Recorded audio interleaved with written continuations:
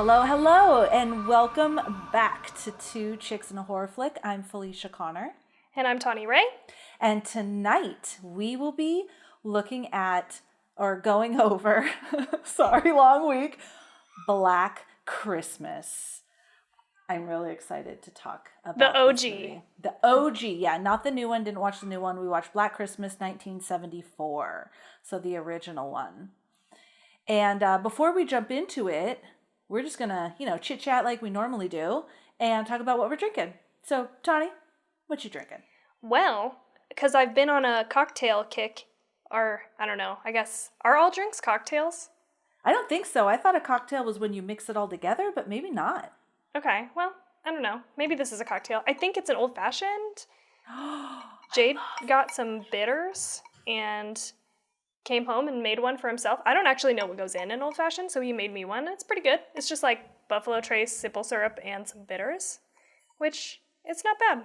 I love old-fashions. It's like a sweet version of what I normally drink. You know what I mean? Yeah. Yeah. I love old-fashions. When Steve and I were in Canada, my mind went blank because I was like, where were we in Canada? And can't believe I totally forgot. It was beautiful. But anyway, we went to every hotel bar and got their old fashioned because some would use like this almond whatever, and they all had like their variations. I love old fashions. What are you drinking today? So Steve has been on a cocktail kick, and every night, like he made, this is not what I'm drinking, but a New York sour, which was like a whiskey sour with red wine on top of it. He made this something else with this name that starts with an S, Saragusta, or I don't even know. He's been making fun, but I'm going just neat. And I am drinking whiskey. Oh. Yeah, it's in this fancy glass. You said that we should watch that documentary, but we haven't done it yet. I'm going to talk about that. Okay. And what I'm drinking is Weller Special Reserve.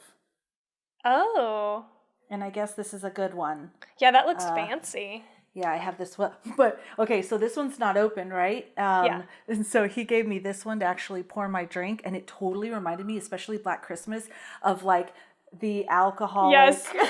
Like, classic bottles. Hold it up right in the center of your, like, screen, because you're off to the side a little bit. Like, go over.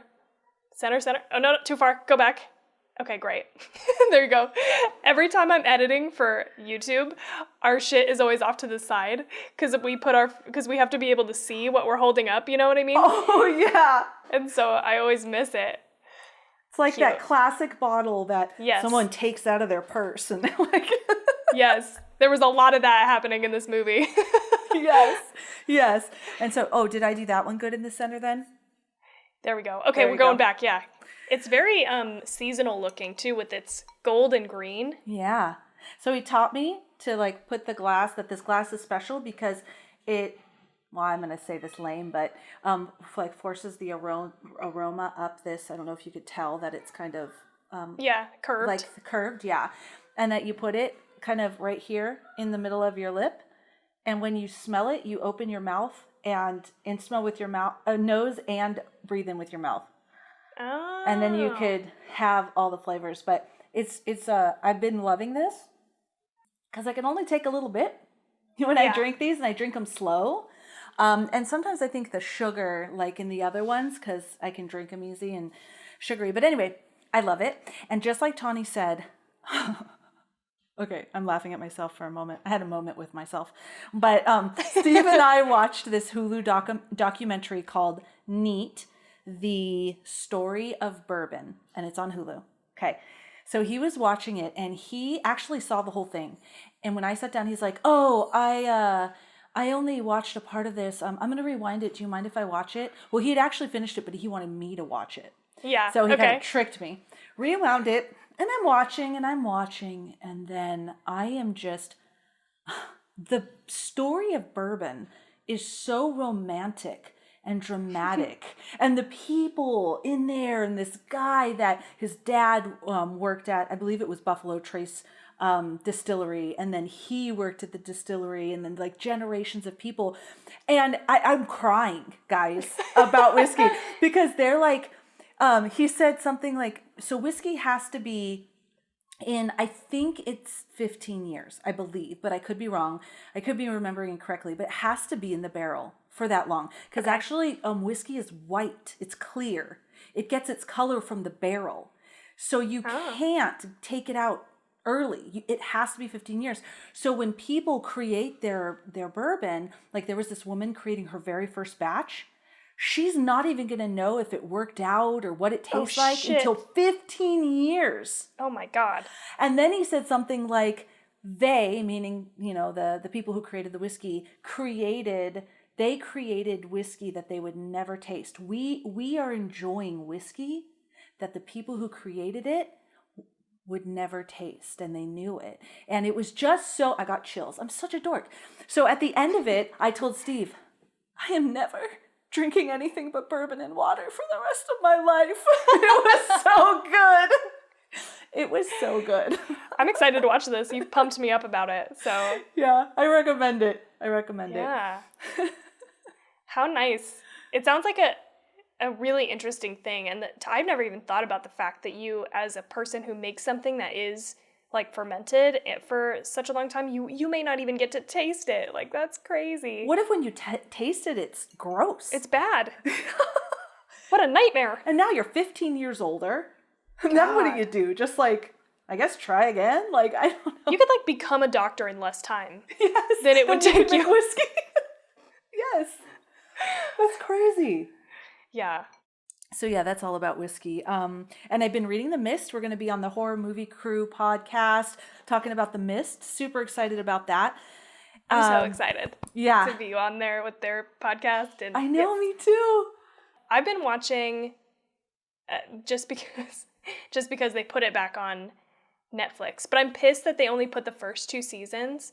I love Ink Master, the TV show. Oh, yeah. It's like one of Jade Knight's, Jade the other night said that he didn't like it, but that's a lie. I know. Once we start watching Ink Master, he's having a really great time. And it's turned us into armchair tattoo experts, right? So now we watch and we judge along with them. We're like, that line is wonky. Like we know. Oh, I love it. Just shout out to Ink Master. I'm really sad it's only the first 2 seasons, but they're great seasons, can't deny. Yeah, I'm so impressed with tattoo artists in general. Like they create this amazing art and lines and detail on bloody swollen skin. Yes. Like it's insane to me that they can even do that to the level that they can do. I was thinking to myself, there's no way in hell. I definitely have a problem with indecision. Like, indecision is just definitely a weakness of mine. There is no way in hell I could ever be a tattoo artist because I would be so freaked out about the fact that I'm putting something on somebody's body for life. Like, it is a permanent fixture. I just couldn't make it. I couldn't do it for that reason. I'd freak myself out every time I went to tattoo something and second guess and oh God. I totally would too. Like, I can't imagine having that. Yeah, doing that with that amount of permanency. Insane. Yeah, talk about nerves, the pressure. Yeah, exactly. Yeah. I'm wearing a Christmas shirt for our Black Christmas. Oh, yeah. It's just a little Santa dude. It says believe it. Believe it. That's cute. I have a shirt to show off also. You can probably see the top of it already. But I was going to show this off during our October episodes, and then I don't know, forgot or something. Something happened with it. So it says, the Losers Club, if you can hear me still. Dairy Maine. That's cool. It's cute. I definitely have a type of shirt. I think I was telling you that back in October, Felicia. I was like, I don't like stuff that's like too on the nose. Like, I like stuff like this that's like, you can't immediately tell unless you know what it is, and then you're like, you would only know what that is if you saw it. That's the only way you would know. Yeah.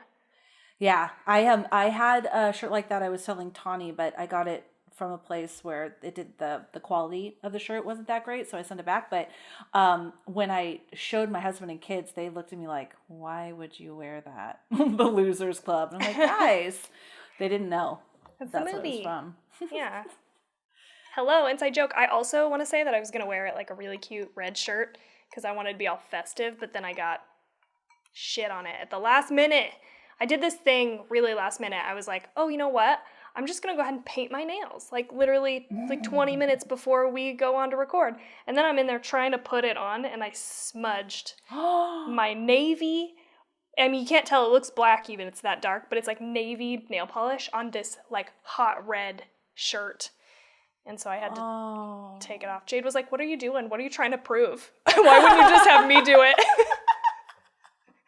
I was like, I don't know. Tawny, is that even going to come off? Yeah, I think we tried to get it out with the dish soap real quick, and it seemed to come out. So, you know, you kind of sometimes don't know until it dries, but I think it's okay. And I'll have to wear it next time or something. I don't know, maybe for our last one, but it's very cute, and I've never worn it. I got it at the Goodwill, and it's like, I don't know, it's very me. Oh, I can't wait. I can't wait to see it. I haven't really been doing anything else. Tawny knows I started a new job this week.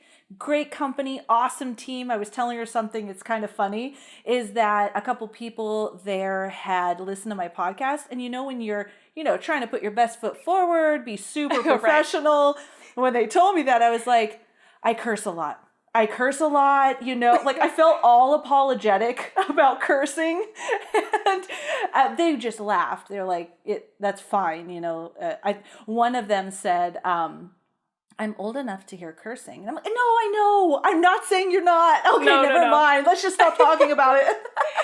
Yeah, no, it's not that. It's like, it is like this element of like professionalism though. Yeah. Like, you know, I don't know. Like I don't curse at work. I don't go around. Yeah. Yeah. And I feel like my work, like I have coworkers, and we're all in the creative department. I feel like they wouldn't be like, for me personally, it wouldn't be a big deal. Also, just you know, everybody, it's weird because it's like a professional environment, but it is the most relaxed professional environment I've ever worked in. Yeah. So like, it doesn't feel, I think, but when you start a new place, you don't really know, you don't get the vibe of what's going on. I don't think for like a few months at least. So it's like, yeah. I was totally like, uh-oh. I know.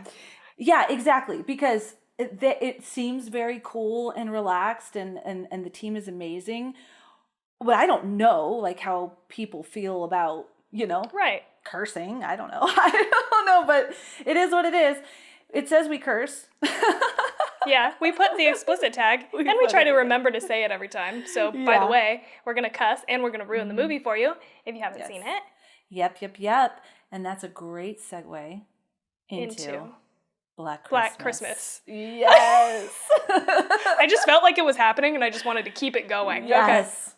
Okay. Black Christmas is a horror slasher. 1974, Bob Clark is the director, and I have to tell you this because I was super excited. Tawny already looked it up, and I was mad at her. I already scolded her, but Bob Clark also directed A Christmas Story. You'll shoot your eye out, Christmas Story. That's my husband's favorite movie, and I was like, oh, honey, you'll probably like this horror movie because it was directed by your favorite movie you know what I'm saying. Shit. You know what I did is I mixed those up again in my head. I thought you were talking about A Christmas Carol, but you're talking about A Christmas Story, which does make it even crazier because, again, I haven't seen that movie, but I do understand it to be much more comical. Yes. It is. It's comical about this young boy who wants the BB gun, and yes. Okay. So how fun, these two Christmas movies, but polar opposites, slasher and like comedy Christmas classic. Slasher classic and comedy Christmas classic. Totally awesome. Both Christmas classics. Both Christmas classics, yeah, exactly. He also, he's very well known in the Canadian film industry and has also directed Tribute and Murder by Decree. I have not seen them, but I popped them down here. The budget was $620,000. That's why a lot of the actors had to wear their own clothes. But the box office was 4.1 million. Wow. Yeah. That's a lot. And it became a cult classic. So opening week, it wasn't like this huge smash. It was okay. But then morphed into this cult classic that ended up making $4.1 million. Okay, that's why I was surprised, because it does seem very controversial. Like, I was thinking, I don't know exactly, but it seems like people would have had a problem with this movie. People would have a problem with this movie right now, you know, like, let alone in the 70s. And so that's why I thought I'd gotten that conception about it, that it might be one of those that wasn't immediately acclaimed, but then came into itself as a cult classic later. So yes, that's exactly what happened. The location was Toronto, and Rotten Tomatoes gave it 71%, and then the average rating 7.2 out of 10. This is the most straightforward, short summary I have ever seen. But all the other ones I saw were really like giving away, huge portions of the movie. So here we go. During their Christmas break, a group of sorority girls are stalked by a stranger. All right, there we go. Yep. Let's talk about the people. Olivia Hussey was Jess. Margot Kidder was Barb. Superman. I was like, where do I know her from? Oh. She's from the Superman. Is Lois Lane is the Superman's girlfriend? Yes. In general, like Superman's girlfriend, Yes. right? Yeah, she was in the Lois original. Lane. Yeah, Christopher Reeve when he was Superman, that version of it. Yeah. Okay. Andrea Martin was Phil. Lynn Griffin was Claire. Marion Waldman was Mrs. Mack. Kerr Delia was Peter. John Saxon was Lieutenant Ken Fuller, and Art Hindle was Chris Hayden. All right. So, Tawny, what did you think about this movie? I am so excited to talk about this movie because I fucking loved it. Yes! I loved it. I was so shocked. I was so shocked that nobody talks about this fucking movie. I was like, where are all the people talking about this fucking movie? Everybody talks about Halloween and how fucking great it is. And I liked Halloween and it was great. But holy shit. This movie, I was like, it ended and I literally wrote down shit. I don't have the note. I put it somewhere else. But I literally, credits ran. And I was like, that was a work of art. I fucking loved that. Like, it was that good to me. I'm sweating. We can get into all the reasons why, but that's my overall, is I just really loved it. There were a couple things that I thought were, like, kind of goofy or, like, out of place a little bit, and of course it's older, so you've got, like, some, like, kind of shaky acting, but by and large, like, this was fucking great. It was fantastic. And yes! I'm gathering that you loved it too. Yes! Yeah. I was shocked that I loved it this much. Like, shocked. I didn't even love Halloween this much. Okay, like, me too. I loved it. I was so engaged and so, yes, I loved it. And when it ended, I literally, like the biggest dork, I'm sitting in the other room and I go, yes! My husband goes, well, what? And I came in here and I'm like, look at my arm. And I was like, I have cold chills. That movie was fucking great. Yes. That movie was great. And he's like, okay. Never reacted that intensely to a movie. Me either. And so here's the other weird thing. This will be the oldest movie that we review this year, right? So far, up until this point. And in 1974, it's the oldest movie that we've watched, and I just can't believe how much I was blown away. I thought it was going to be really old feeling, but like, God, it felt so fucking modern in so many ways. And one of the ways is the dress, the clothes. I just was like, I'd wear that. Just it just felt so now. Even the themes and what's happening. I was shocked. I'm so glad we had the same reaction. Yeah, I got chills too. I got chills at the end. I was like, ew, that is a creepy, solid ending. It was so solid. Like, that ending, I mean, talking about the ending, sorry guys, but since we brought it up, actually, we'll probably get into it, but the ending specifically where it had that cold, icy wind sound. That was it. There was no music, just cold, icy wind and the phone ringing. And it gets louder and louder and louder. I know. I was just like, I watched it again today because I just wanted to like watch again and like, refamiliarize. I have this like bad habit of like, I have a really hard time trying to remember names. And so I'm going to try to do a better job of like watching it again, maybe the movies right before we record so I can like implant the names in my head. But yeah, I was just like, damn, again. And Jade comes home, like, right at the end. I'm like, you should watch the last, like, 15 minutes of this with me. It is so fucking good. This movie is so great. And he did. And yeah. It doesn't have the same effect until you watch the entire movie, but yes. Yeah. So good. All right. That's awesome. I was like, I don't know. Is she going to be like, oh, it was dumb or, corny?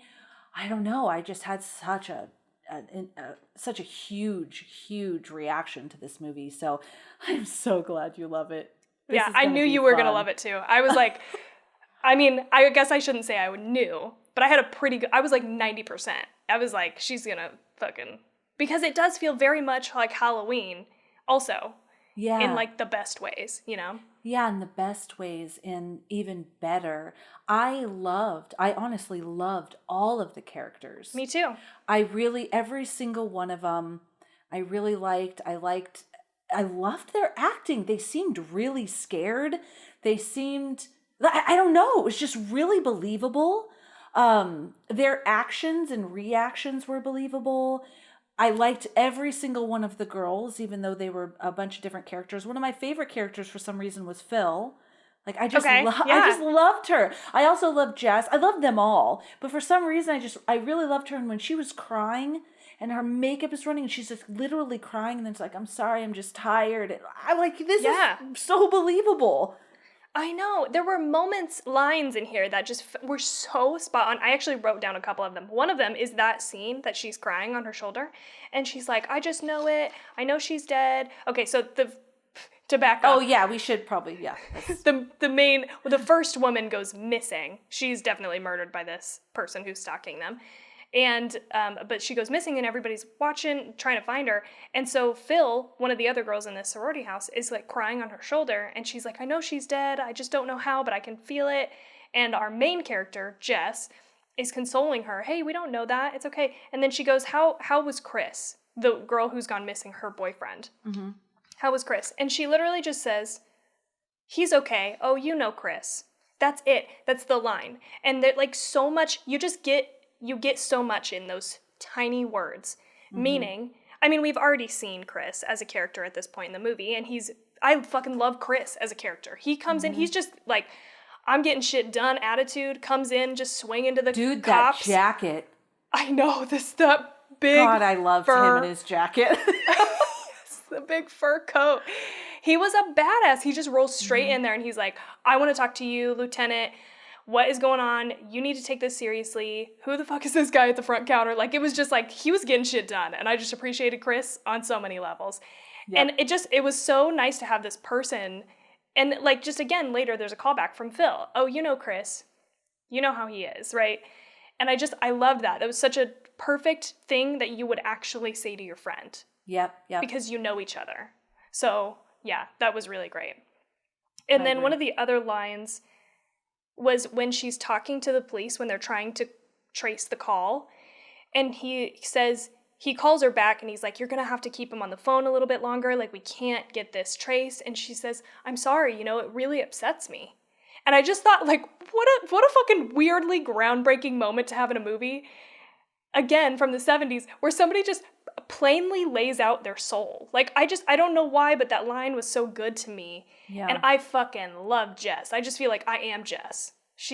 I'm like convinced she is one of my favorite final girls, if not my favorite final girl at this point. Because she just is so fucking rational. She makes great decisions overall. And she just is fucking honest all the time. She's just fucking, like, there's none of this, like, withholding. There's a little bit of it, but, like, it's not like she's, like, lying to everybody. And then there's just that moment with the cops. I'm trying. It really upsets me.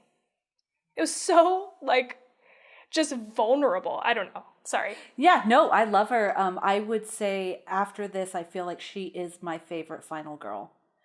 I thought the same thing. I thought she was really strong.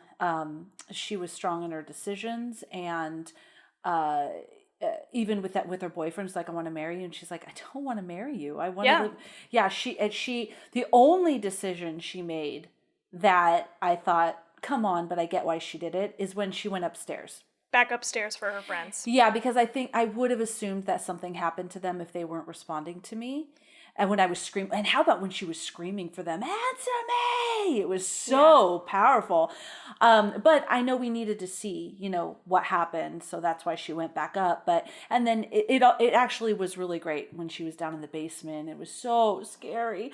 Oh my God. Tawny, that eye in the door. I know. The eye in the door was so scary. And then so down scary. in the basement, like Yes. when Peter was like in the the window like that was so scary. I was legitimately scared. Yeah, it is so creepy. There are moments of this movie that are ultra creepy. That's obviously one of them. Definitely like, I'm going back to the end, but that moment where they show that the two people are still dead in the attic, no one even knows they're there. Yeah. I'm sorry, I'm jumping way ahead. Like, we can wait and talk about that more. But that was so creepy to me. And the eyeball, and the moment where, like, I don't know, there's a lot of moments like that. When he calls and he's, like, talking to them and saying, like, incredibly lewd shit, super creepy. Yeah. It's so great. There are just great moments. Sorry, go ahead. No, I have something fun about that particular thing, about the phone. So when they were recording, they did not, let me locate it here real quick. Okay, so the audio for the demented phone calls was edited in the film during post-production. So while shooting the footage for the phone call scenes, the actresses were actually just reacting to threatening dialogue being spoken from director Bob Clark off camera. And originally the script wasn't as, what he was saying wasn't as vulgar, but he wasn't getting enough of a reaction. So then he got vulgar, and so then that was their reaction to the director on the phone. Oh, interesting. Okay. But it was probably different stuff that he was saying. Yeah, well, he said, he was doing threatening dialogue. Okay. To them so that they would have, like, intense reactions. Okay. So at first it was tame, but he wasn't getting the reactions that he wanted, so then they beefed it up. I really liked that aspect of, I like the, like, Michael Myers, where it's the point of view of the killer, like, walking around. But I liked the added, I liked the added that he was I'm going to say a super creepy guy. So is Michael Myers, but, like, he's a real demented guy. Like, the stuff he was saying, like, this happens.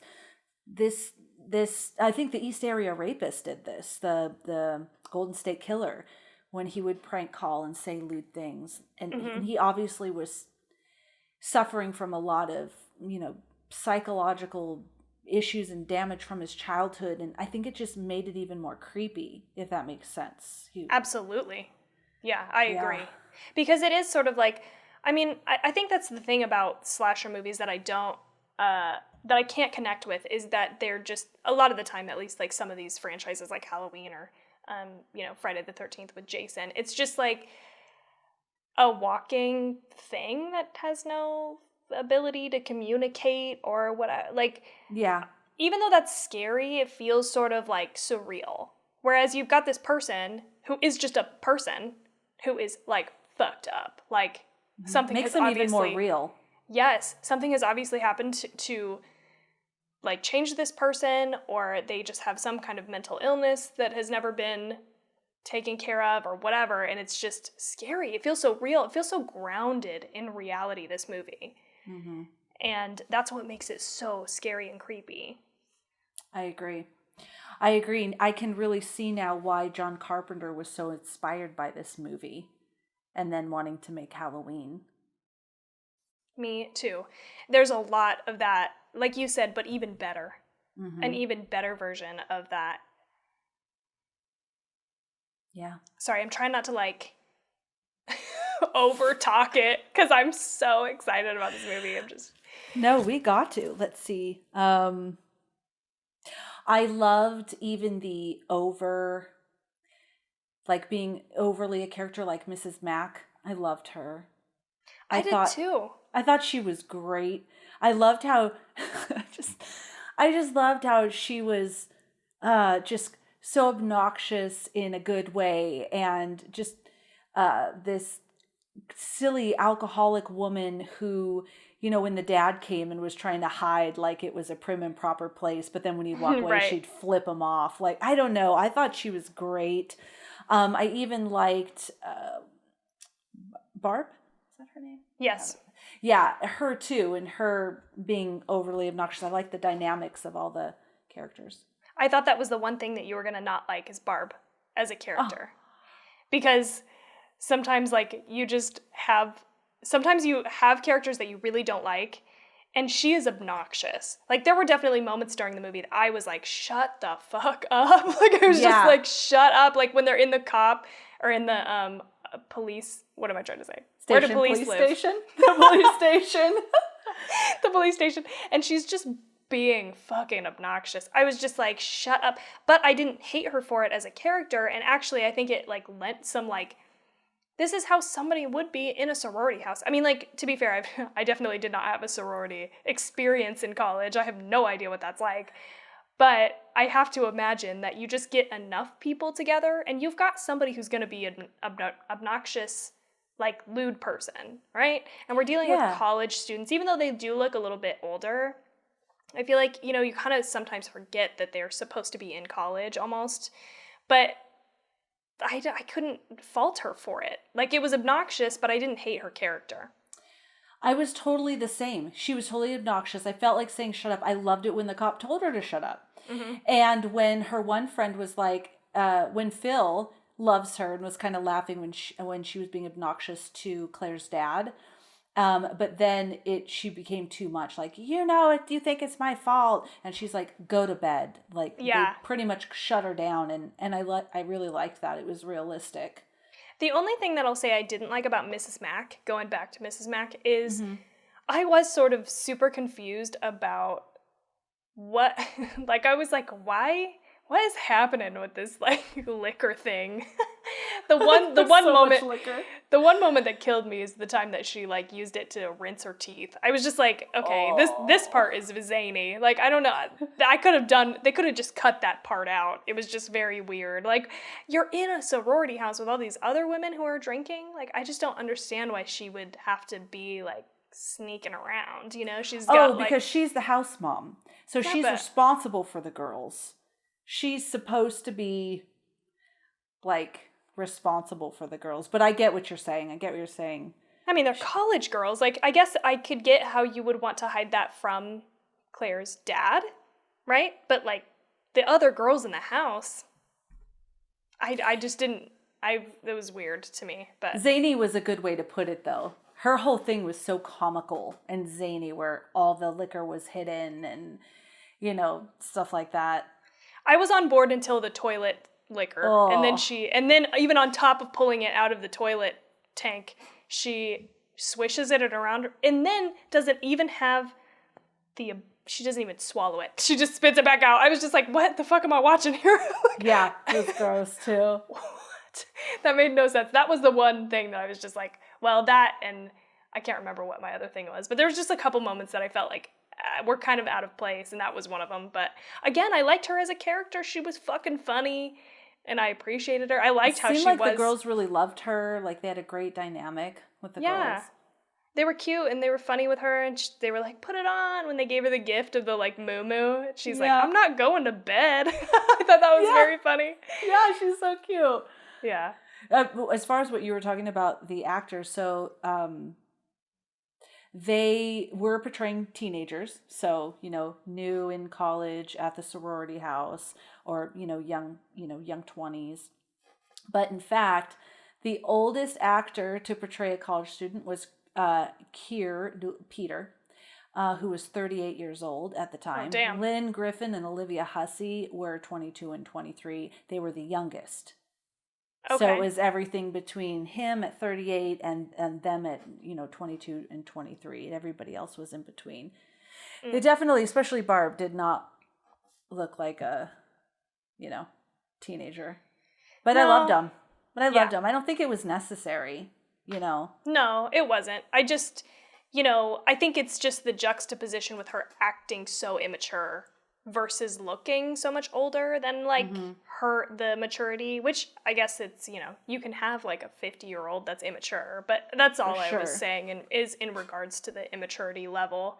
And so I think that's why I found myself being confused by it. Like, I was like, why is she being like this? Oh yeah, she's supposed to be like maybe 20, right? Like, you go to college when you're fucking 18, 19, and you're there for, theoretically 4 years or whatever. So yeah, like when she was given that little boy the liquor, I didn't hate her for it, but I was like, what is this? Like, yeah, that was the other part too that felt very out of place to me.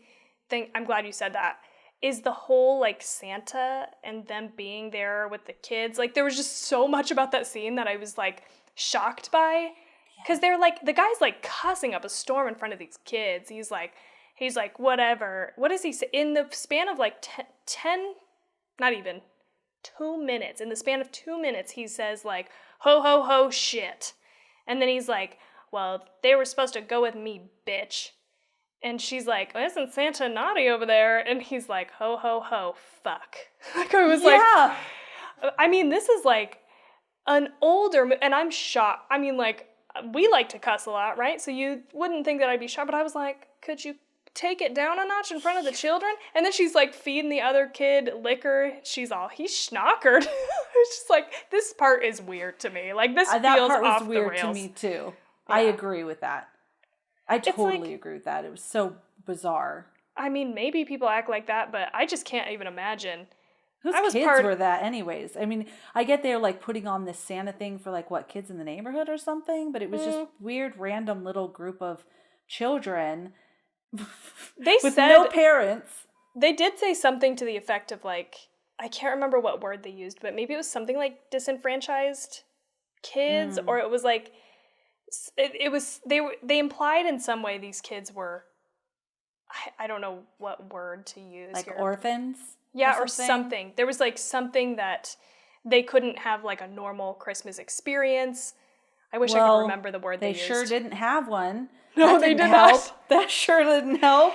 I mean, I just feel like, yes, absolutely. I was a teenager. I was a college student. We acted in inappropriate ways, but you don't do it quite to that level of, like, you go and you slam piece a fucking beer in the back, and then you come out and deal with the kids, or like whatever. It's not quite that in front of the kids. So that part felt also zany. I agree. And I was just like, and I was a part of a sorority. I founded a sorority in college, and you founded a sorority. I did. What does that mean?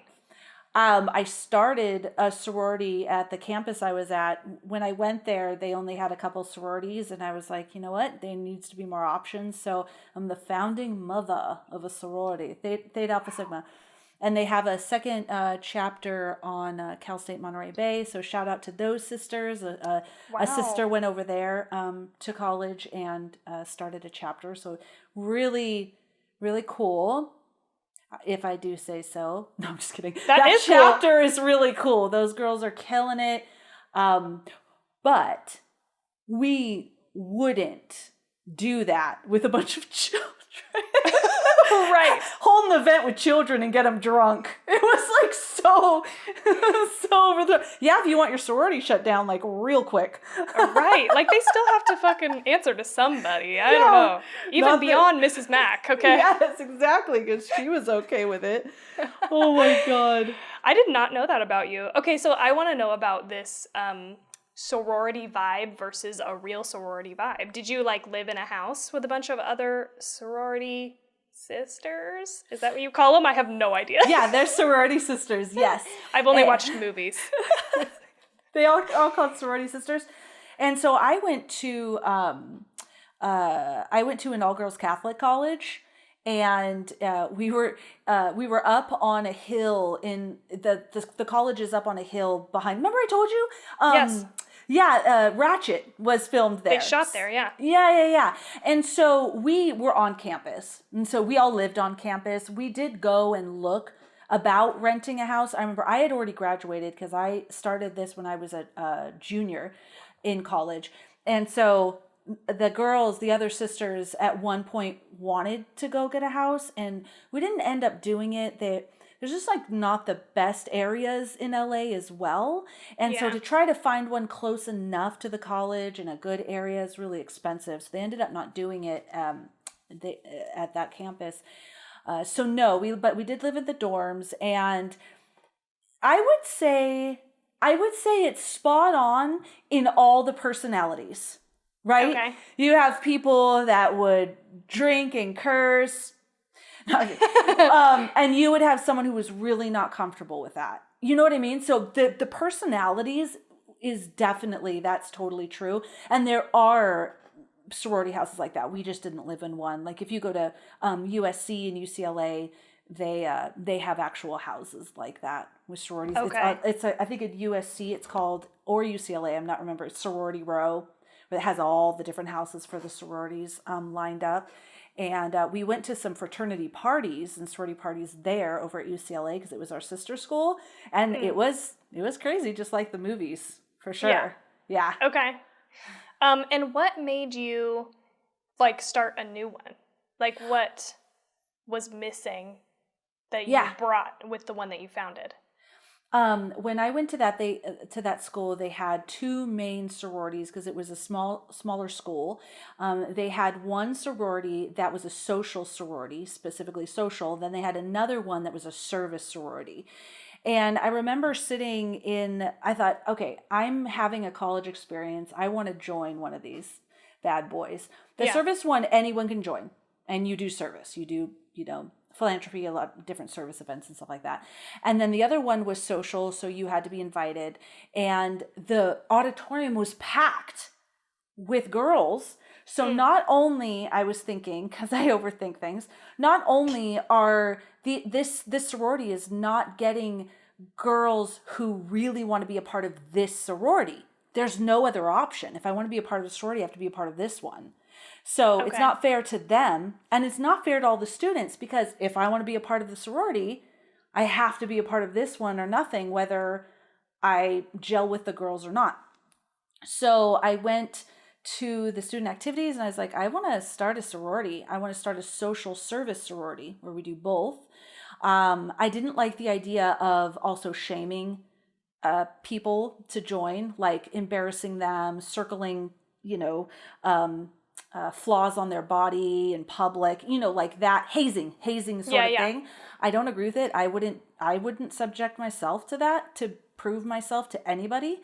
So I didn't like that aspect, but I wanted them to really want it. So worked out this whole thing where it's social service, where they had to really prove it through being dedicated to doing all the activities we wanted, but also keeping up their grade point average, this whole thing. And so what they told me was you can either bring a sorority to the campus. So I could go become a member of a sorority at UCLA and then bring it, or I could start from scratch.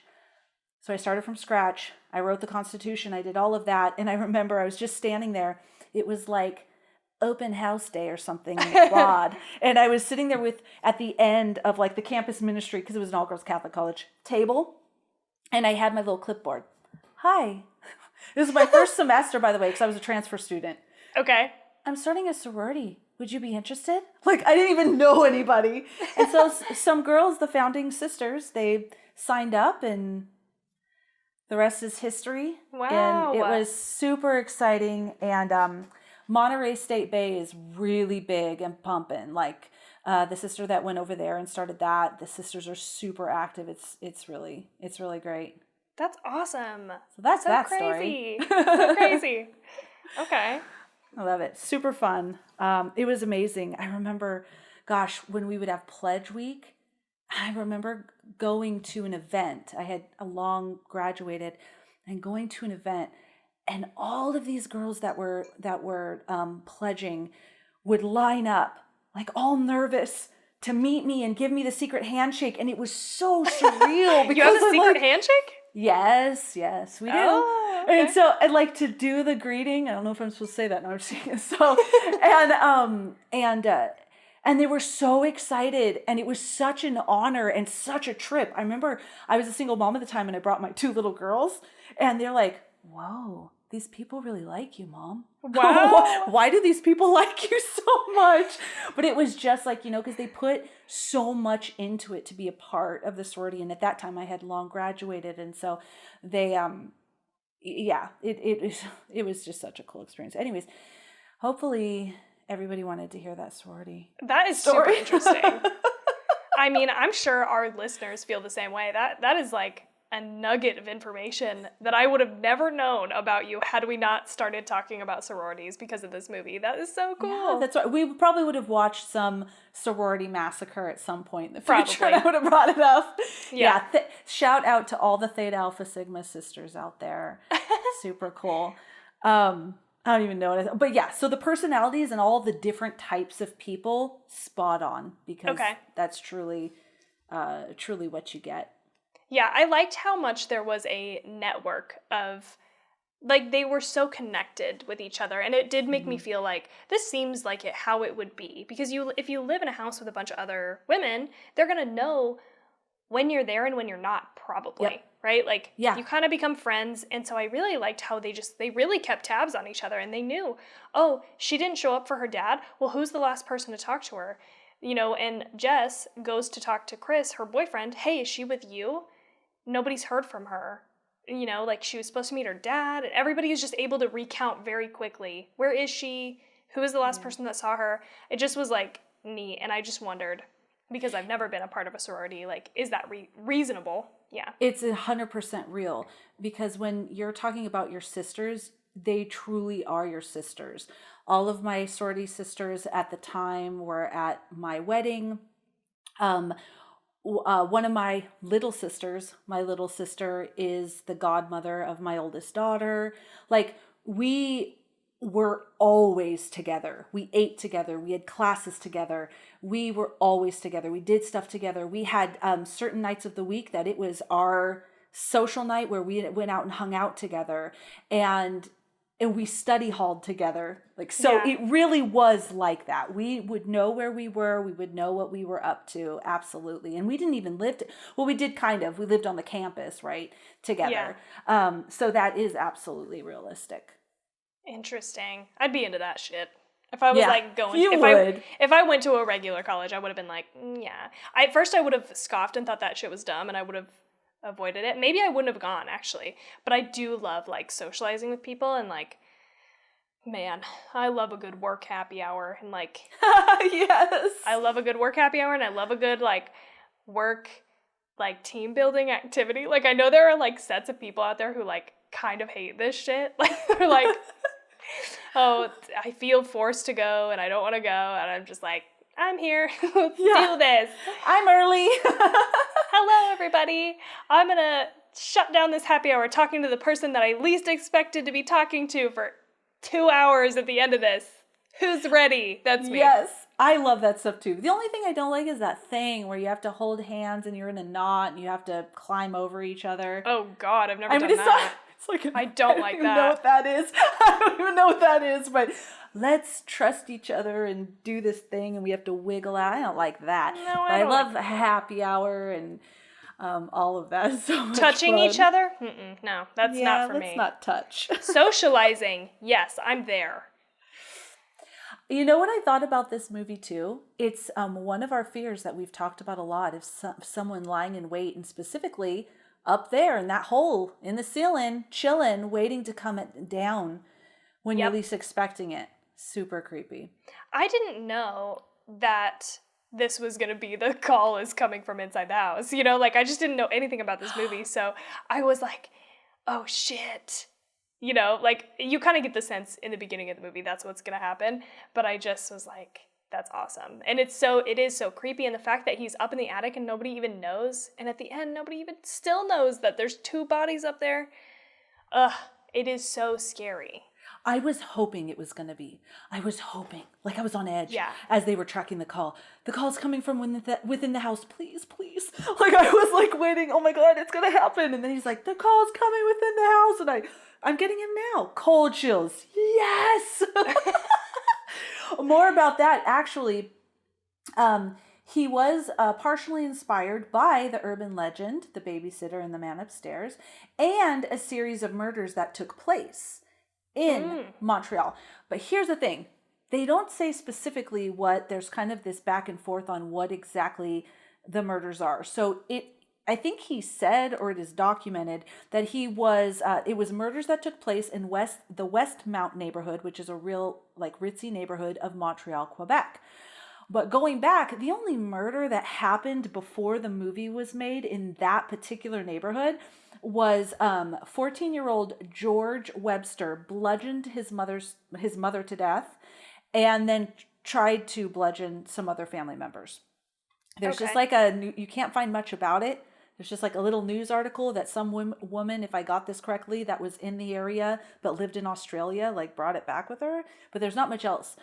However, around that same time as well, before the movie was made, there was a very notorious killer named Wayne Clifford Bowden, and he was known as the vampire rapist. And he wasn't in Westmount. Okay. So, but he did he strangled 4 women. He raped them and strangled them, and he would bite them on their breasts. That's why he was called the vampire rapist. So it kind of seemed more like that because investigators, I have a little thing here, looked into who the girls that had been attacked had been dating, and the name Bill kept coming up. So police even had a photograph of the suspect, and he was caught when police staked out an all blue Mercedes, which was the kind of car he drove, and he was convicted of multiple licenses and all of this stuff. So it seems like it would be more that because it was attack on women, but in Westmount specifically, the only one was that boy that bludgeoned his family. So I mean, I guess I could see how he would be in the house, right? Because he lives there. But That's true. Yeah, but I was wondering, do you have any other information? Because I was like, this. I think part of what makes this movie so creepy for me is knowing that there was actually a major rash of serial killers in the 70s, and so I wondered, what was public knowledge before this movie came out versus after? Like, it almost feels like, I don't know if it was inspired by, or if it somehow predated, not that I'm saying it inspired serial killers necessarily, but like, you know what I mean? Like, how crazy would it be actually if it was like foretelling of a thing that we didn't actually know was happening yet? And I don't know what the dates are. That's a really good. So the 1970s, was when that term serial killer became like a term. I can tell you this. So serial killers in the 1970s. So there was that one that I mentioned. This was specific kind of like to Canada. Okay. But here, let's see. So the one guy, wrestler, who was like the one who really led this, the FBI agent that really led coining the term serial killer, was 1970. That's when he joined the force. So when they started doing those different things. But yeah, that would be really good. I did have this little snippet here about, because it's still within the 70s, but the movie had already been made. But NBC was scheduled to put this film out on prime time in January 28th of 1978, and they were calling it A Stranger in the House. Okay. But on January 15th, which was just, I'm not good at math, but 10-ish days. 10-ish days. Let's see if this sounds familiar. 2 female students at Florida State University were murdered by an assailant who broke into the sorority house where they lived. 3 other young women in the immediate vicinity were also attacked and assaulted. So NBC received all these pleas. Please do not put this out right now, literally 10 days after this horrible thing is happening. Well, that person was Ted Bundy. Shit, okay. So, but I mean, the movie had already been created, but that was Ted Bundy around that time when the movie was getting set. So like really,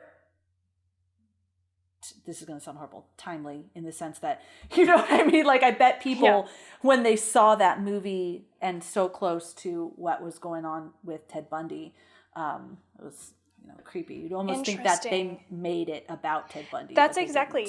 That is, because it does feel very reactionary, right? Like, because I do think, I'm on a history of horror kick because I've just started watching. By the way, everybody who listens to this podcast, you're going to fucking love this show. If you have Shudder, you should totally go and check it out if you haven't already. But it's a series called Eli Roth's History of Horror. And I've already watched all of season 1, but they just released season 2, I think like a couple days ago on Shudder. So I've been like binging that all day, of course. So now I'm like having a history of horror moment. And there are just these things like as a society that we get scared of or that we're like dealing with. And then, you know, a lot of the times there's like horror movies that reflect those fears or whatever's happening as a society. And so it did make me wonder, this seems reactionary due to the serial killer like hotspot in the 70s, but I wasn't sure on dates. It totally might be. This was 74, and really that investigator that was starting really looking into these killings that led to serial killers was 1970. So he might have already been making this movie before the serial killer, or it might have been like right in line with all of that. Well, if they coined the term that year, there must have been some sort of understanding, I think, as the public of maybe this is what's happening, right? Like, or maybe they didn't know to call them serial killers, but they knew that people were out doing, you know, we're out killing horrific in a murders. serial manner. Yeah, exactly. Oh yeah, okay. So I'm looking at this list of serial killers, and because John Wayne Gacy, I mean, he was killing in the 70s, but he wasn't caught until 78. Right. And Son of Sam, David Berkowitz, was caught in 1977. So it was after. It seems like maybe the real like serial killers was after this movie. It came to light afterward, which is crazy actually then if it kind of was able to foresee like what was happening before we knew. All of these killers were killing during this time. Right. They were killing all during this time. They just hadn't been caught yet. So Has anybody looked into Bob Clark, y'all? Somebody look up. He made a Christmas Story. I know, I'm kidding. Or am I? Somebody look into him. Look into his history. I was just looking at my notes. Yeah, I loved. Oh, did you know that Barb was supposed to be bisexual? They really tried to layer in things like the abortions and alcoholism, and they said that she was meant to be bisexual. So I don't know if you remember when she's the father of Claire is eating dinner, and she's really giving him a hard time, you know, like just being obnoxious. She's looking at a Playboy magazine. And I noticed that, but I didn't think anything. I just thought it was more of her being obnoxious. You know what I mean? Like, I'm looking at Playboy, I'm drinking, I'm being, you know. Well, she's like talking about turtles having sex for like 3 days or whatever. Yeah, which by the way, sea turtles can do that. Okay. Good to know. I didn't want to know. I didn't think that was a lie, but thank you for confirming. Yeah, because whatever. Yeah, I just wanted to let you know. I didn't even notice that, which makes me think that I was not paying attention at all. I just didn't even notice that she was looking at Playboy magazine. So yeah, I didn't pick up on this at all. I didn't either. Like even though I saw her looking at a Playboy magazine, I just thought it lent to how she's always trying to make people feel uncomfortable by talking about these things. So I didn't think that, but I did read that her character was supposed to be bisexual. Interesting. I do feel like these are a couple of, like, I didn't pick up on that while watching, but this and the abortion thing is so, like, wildly modern to me. Like, I was shocked by this. And it wasn't really like, I mean, it's a part of the story, but it's not a part of the story in the way that she's ever, like, demonized for this. Mm-hmm, and I loved that because she's just such a strong, independent female character who's going through something, and she's made a decision on it, and that's that. Like, I just was, like, blown away. Again, this is the oldest movie we've watched, and I just would not have expected this from this movie, because I swear to God, if you made a movie right now and you did the same thing and you had that same theme, it's still so controversial, right? Yeah. Yeah. And so I loved it. I loved how that was in there, and how it, I don't know, like, again, it had something to do with the story, but it wasn't like, I don't know. I'm going to tie this into the final girl piece of things. But, like, later we have Halloween with Laurie Strode, and she is like this very, like, virginal, and it almost feels weird to me, like, why did we, as a just horror genre, why did we pick that thing to do over and over again? Whereas you see this Black Christmas before Halloween that completely bucks all of those tropes. And for the next, however many years, we have the final girl being, quote unquote virginal, the person who doesn't have sex, the person who doesn't do drugs. And here we have Jess, who is like, I'm getting an abortion, bitch. You can't talk me out of it. That's what I want. Do you think it has to do with a difference? I don't know. I'm really going to go out there, guys. That this movie was made in Canada versus the United States. And the United States is, with the creation of the United States, have been so heavily influenced by Christianity and Protestant work ethic and just Protestantism. And I'm not saying anything against religion, okay? Right. Y'all, not at all. That y'all was from Tawny. I picked it up. I'm just saying, like, so much of the United States, nobody can deny that, had that, right? I don't know about Canada because I don't know anything about the history of Canada. Yeah. So I just wondered if maybe that's why, because when I hear virgin, and it could have been, because that's what I studied in college was religion, but when I hear that, I think of the purity of Mary. I think of how virginity is raised up on this is the state you want to be in sort of thing. I don't know. I mean, I don't know. Maybe Canada. I don't even know. I think it's a really good question. Honestly, I don't know. And so if you are one of our Canadian listeners / watchers, like, please let us know. Because honestly, the culture might be different. And I had not thought of that in the context of how this movie would be and is received now. So maybe that does make a difference. It's a total flip. The first person to die was the virgin, barely drinks a sip of champagne. It's flipped on its head. It's totally flipped on its head. Yeah. Yeah.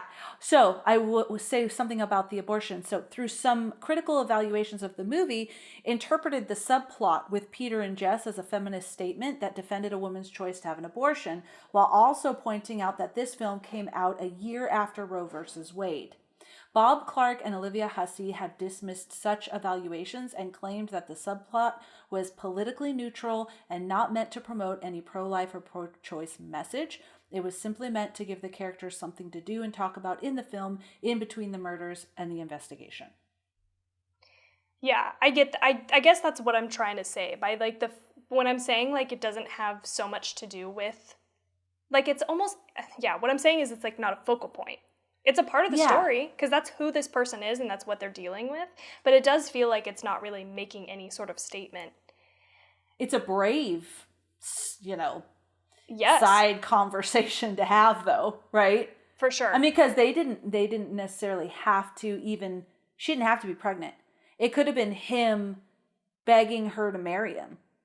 Yeah. You know what I mean? I think her being pregnant and him wanting her to keep the baby in her, I added this level of complexity and drama, and I think it was a really good choice. I'm just saying you wouldn't have to necessarily use that in the movie to have it be powerful. But I also think it lends, in a way, to her, I don't know if this is a word, pragmaticism. Right? Like, she is a pragmatic character. That those are the decisions she makes. She's just like, I don't have time to deal with you, my high-strung boyfriend, who's, like, freaking out about X, Y, and Z. Like, she's on the phone with the cops, right? Or who is it? I think she's on the phone with the cops. And he comes in and he's, like, trying to talk to her, and she's like, I like how she refuses to even get off the phone with the cops. And she's just talking to him. She's like, oh, sorry, Claire went missing today. So I'm like, I was part of the search party and I'm dealing with that. Oh, yeah, hello? Like, yes, I'm here, blah, blah, blah. She's, like, answering questions. I just, in a weird, like, I just feel like that's who she is as a character. And so in that moment, she's like, okay, listen, I'm dealing with something bigger than you right now, right? Like, I cannot handle, so just hold, please. But she's not rude or mean or, like, condescending.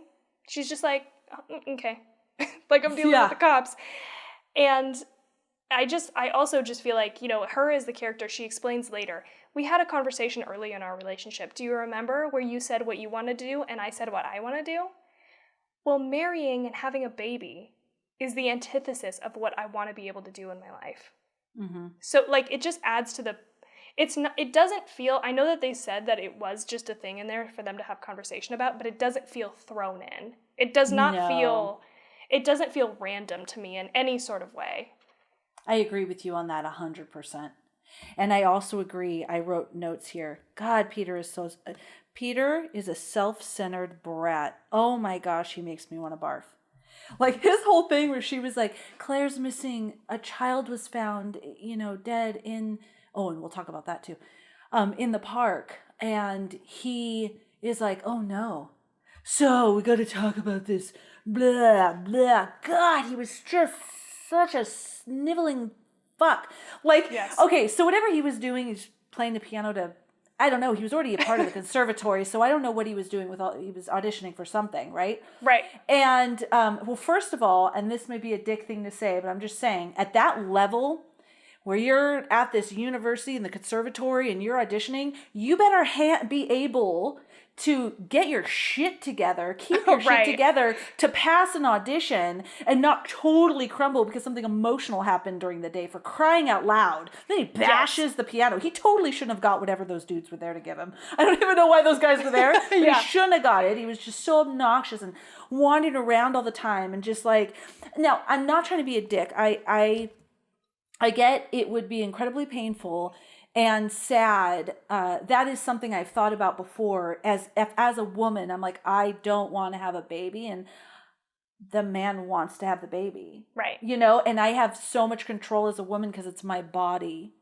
And the man doesn't really have a say. I'm not saying he doesn't. I'm just saying it feels that way, right? Because this is my body, and then I could go do whatever I'm going to do.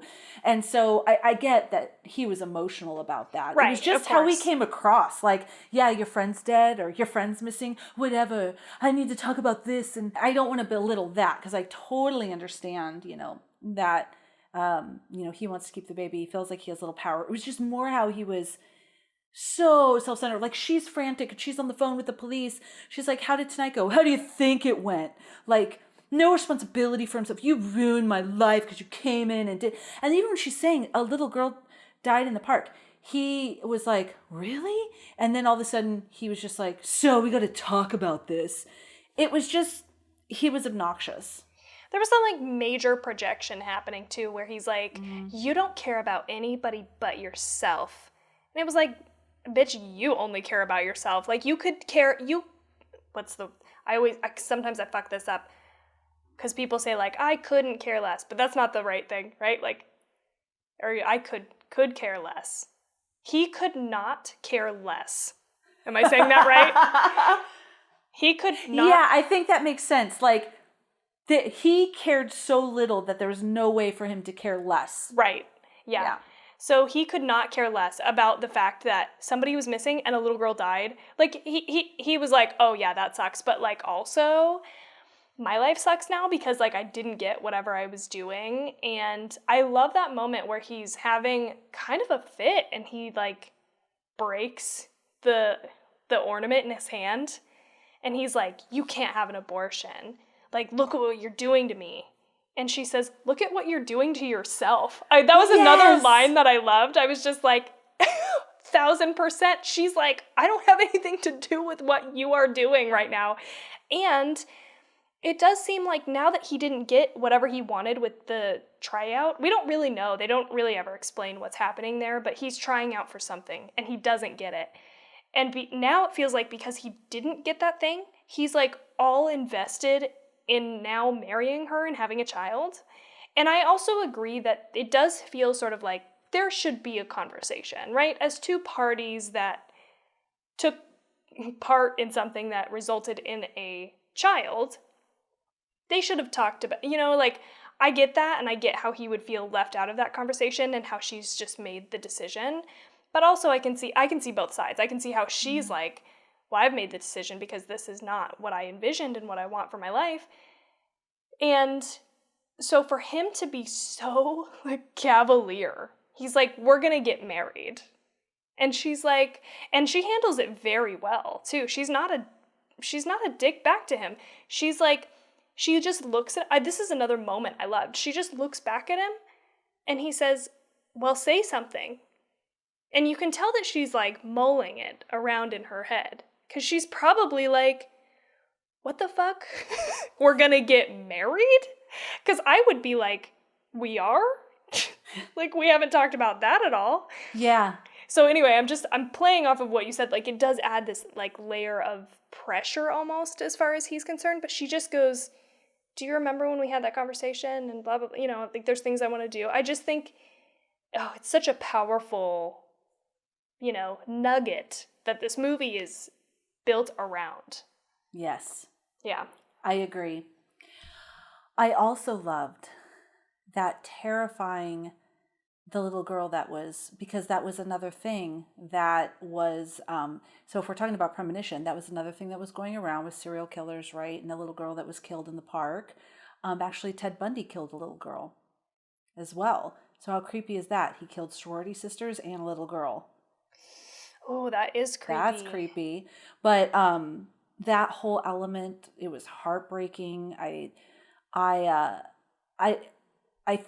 think he did it, right? Or else why would they put that in there? But it's not clear if he did it or not. I guess I didn't think that it was connected. But I thought it might. I didn't know for sure. I thought it might be because why would they have that in there? And then I thought a little bit more because I have this little snippet here that says, although the audience never finds out anything about the mysterious killer, or even if his name is really Billy, Bob Clark worked out the backstory for him. So he was an abused child, locked in the attic, and eventually killed his parents. Ooh, which reminds me of that George kid that bludgeoned his parents. Yeah. So that makes sense. And Agnes, the Agnes he keeps referring to is his little sister who he tried to kill, but she escaped, giving Billy his dislike of girls. And these elements were incorporated, I guess, in the 2006 remake, which had Bob Clark's approval. Oh, okay. See, I have seen that movie, but I do not remember anything about it, which led me to believe that, like, it wasn't super great. I think I even saw it in theaters. I think I went with my friends and saw it in theaters. And I don't really remember anything other than, this is very vague, but I remember there being some sort of thing in a wall. Like somebody dies in a wall or defends themselves from the killer in a wall. I don't know. There's something wall related in that movie. But I don't remember. And there's even a 2019 remake, which I was like surprised to see. Oh yeah, I saw that. And I was like, when this movie ended, I thought to myself, I don't want to see any of the remakes because I loved it so much.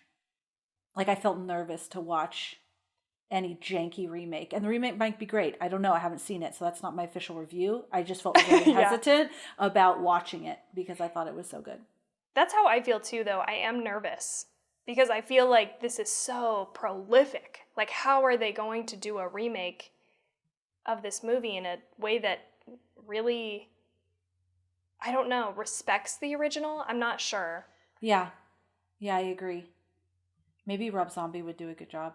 Maybe. But the fact that Bob Clark signed off on this, 2006? 2006. Yeah, makes me think it probably has something to it, so. Yeah. Oh, I want to mention this. One of my favorite scenes was the cops. The laughing scene with the cops. It was just so, it's so silly. It's a small thing, but it was so real. I felt like I was just, I wrote that, I said the laughing scene with the cops has to be real. Like they had to be literally cracking up. So remember the one cop that keeps messing up and the sergeant was saying to him, you didn't think that it would be important for us to investigate these phone calls when somebody is missing. And he's like, I guess I didn't. And the other guy's cracking up. Yeah, and then this cop is cracking up. And it's almost like they're out of scene for a moment because he picks up the phone like all serious and then starts cracking up again and then walks to the other room. I think I loved it because it felt so incredibly real. Like it had to be real. They had to be cracking up. It was just so great. And it was small, but I loved it.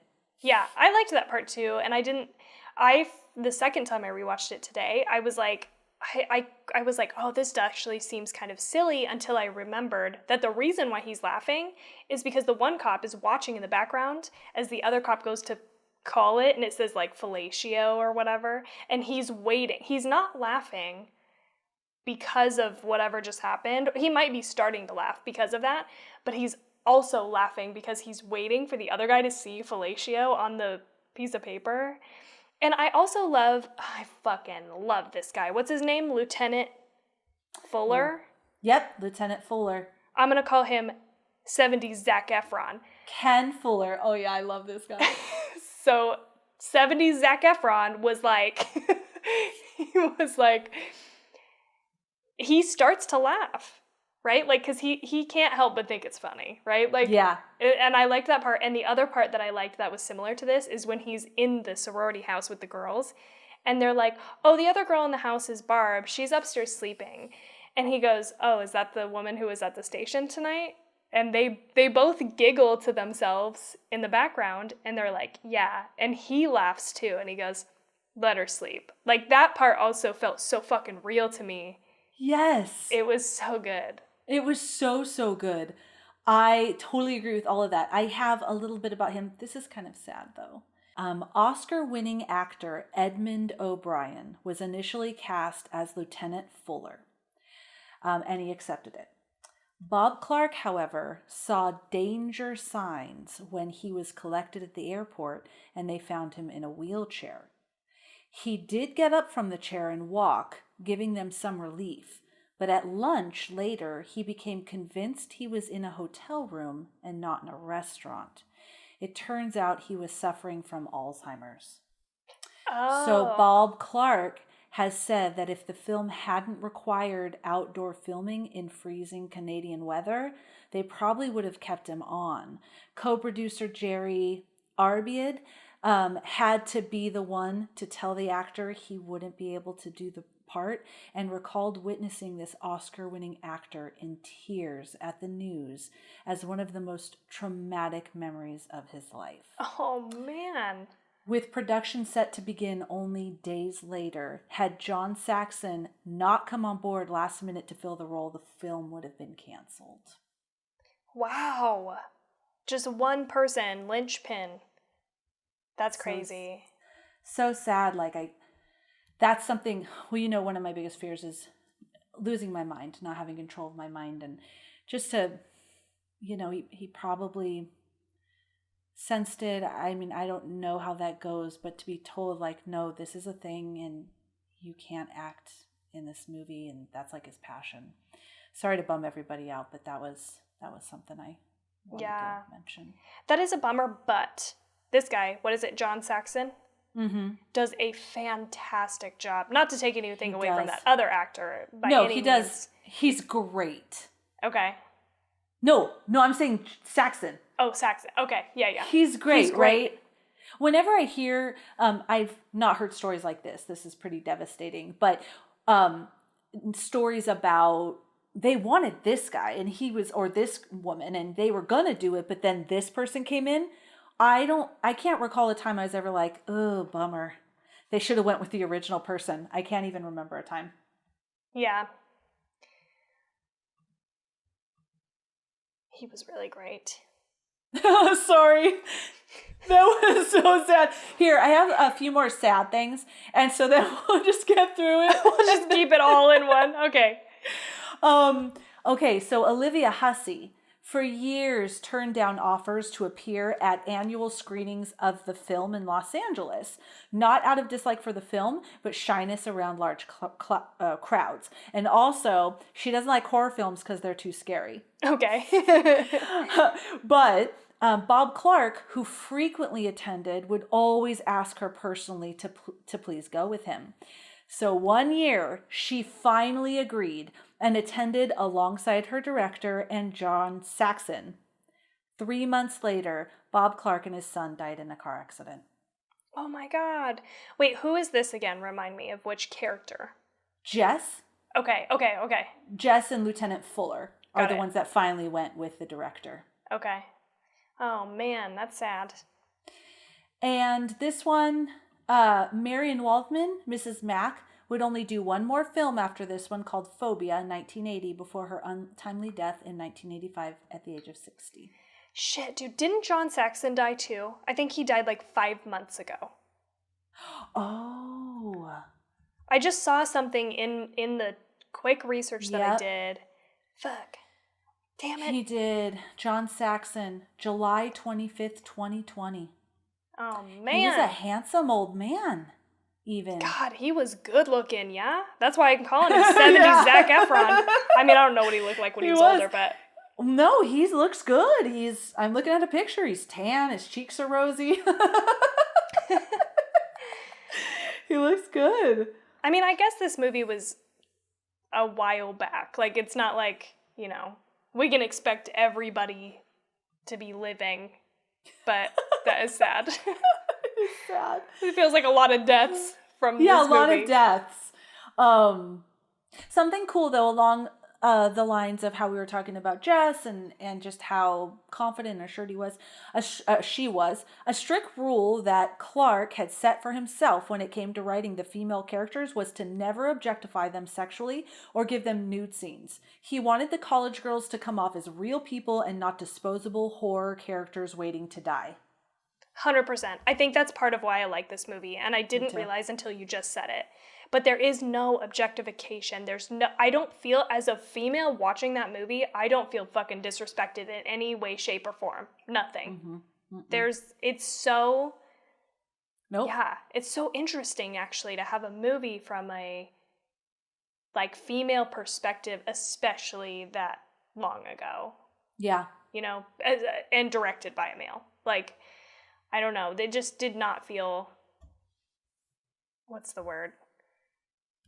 Yeah, objectifying in any way. No. They didn't have to walk around in panties. They didn't have their breasts showing. And I loved them all. I loved all the characters like we mentioned. Bette Davis was supposed to play Mrs. Mack, but I think that Marion Waldman did a great job with it. Bette Davis didn't want it. She didn't want to be in the movie. And then later she was in a movie with Olivia Hussey. They didn't get along. Oh, interesting. Yeah, you know who Olivia Hussey reminds me of is Rosie. Huh. She looks like Rosie. Oh, yeah. So I was looking at her going, gosh, I love her and I remember her from something. She is deep in my soul, this girl. Who is this girl? I just couldn't place her. And then, let me tell you, I'm going to tell you from about what? Okay, also for all of our listeners, Rosie is just a friend that we both know. Oh, yeah. It's not a person that you may know of. Anyway, but go ahead, Felicia. Yeah, you're right, though. You're right. She's fantastic, though. Okay, so I didn't even remember. I knew I knew her. And I could have Googled it. Everyone's like, just Google it. I didn't. But when I was researching, I read this and it went ding. So in 1986, Olivia Hussey met producers for the film Roxanne, 1987 Roxanne with Steve Martin. Great movie. And since they were interested in casting her for the title role, that's why they met with her. Roxanne co-star Steve Martin met her and said, "Oh my God, Olivia, you were in one of my all-time favorite films." She thought he meant Romeo and Juliet. So that is the movie I saw, Romeo and Juliet in 1968. Okay. Guys, if you like, Romeo and Juliet, watch that. It was the most powerful portrayal of Romeo and Juliet I've ever seen in my life. She was Juliet. Okay. And she was a little girl though, like a teen girl, like Juliet was. So I kept looking at her like, where do I know her from? Boom, Romeo and Juliet's where I know her. So it's fantastic. But anyways, Olivia was surprised to find out that Steve Martin, one of his all-time favorite movies, is Black Christmas. Wow, okay. He has claimed to see it 27 times. Wow. Yeah. I would not have guessed that. Isn't that cool? This is totally going in my, like, Christmas, December season rotation, though. Like, it is so Christmassy. So, like, I could see how somebody could watch it so many times because it's just, like, a really great Christmas movie, kind of. Yeah. For as us. I was watching it, I thought, oh my gosh, this is a movie I want to watch every year. Yes. I really enjoyed it. And it's not often where I end a movie and I'm like, oh, geez, I just want to watch that again. It was so good. It's so beautiful. And at the same time that it's beautiful and has fantastic lighting and cinematography, it feels so fucking guerrilla filmmaking. Like, it feels so amateur. That's a really weird balance, but that's just how I felt about it. I don't know if that's how other people felt about it, but it's both at the same time. It's beautiful. The lights, the Christmas lights in the shots, both. That moment where she opens the door and there's like that red, I think it's like a star or whatever on the front of the door reflecting off of her face. It's so vibrant. I mean, this movie is so vibrant. And I just was in awe of both of those things because of the guerrilla filmmaking, like, you know, especially the point of view stuff and the shit like through the banisters at her as she's like on the phone. It feels so like, I don't know, like boots on the ground, just strapping it together. And at the same time, it has this like high art, like beautiful feel. It's just such a weird balance. I don't know if I'm doing a good job of describing that, but I just was blown away by that in this movie. I totally agree. The feel, the look, you even talked about in the beginning, the clothes, the characters, the Christmas decoration, the house, just like everything. It truly was really beautiful. There's also a shot when she's talking to Peter and the lighting on him is so fantastic because in the background you can almost see, it's like, I'll try to maybe find this frame and like export it. Please remind me, Felicia, that like we can put on our Instagram or something. But like there's lights on the tree in the background, which we literally just talked about in our last episode, and I cut that part out and I'm going to put it on our Patreon because it was a long conversation about Christmas stuff in general. But like you can see the colors of the lights on the Christmas tree almost directly, like, what's the word? Symmetrically almost reflected on Peter in his shirt and on his face from the lamp that's sitting right there. And I just was like, wow, this is so fucking beautiful. Like, man, the attention to detail. You almost wouldn't think that it was made in this. It's just crazy. Yeah, it's really crazy how good this is. Let me see. I said, that fucking eye was terrifying. Like, horrible. That's what I wrote. That's what I wrote right here. Scary fucking shit. Great reactions. The shadow in the basement. I was legitimately scared. Star, star, star. My favorite final girl. Oh, yeah. The only thing was that fluorescent blood on Peter. I know. That was bad. It was very fluorescent. It didn't ruin it for me. I just like, that's very fluorescent It blood. looked like nail polish. It looked like red nail polish dripping down his face. I didn't like that either, but you know. Yeah. What are you gonna, I mean, how did she hit him where the blood, anyway. Yeah. Also, while we're talking shit, I don't know anything about playing piano. Okay, so let me just say that on the front end of this. I don't know anything.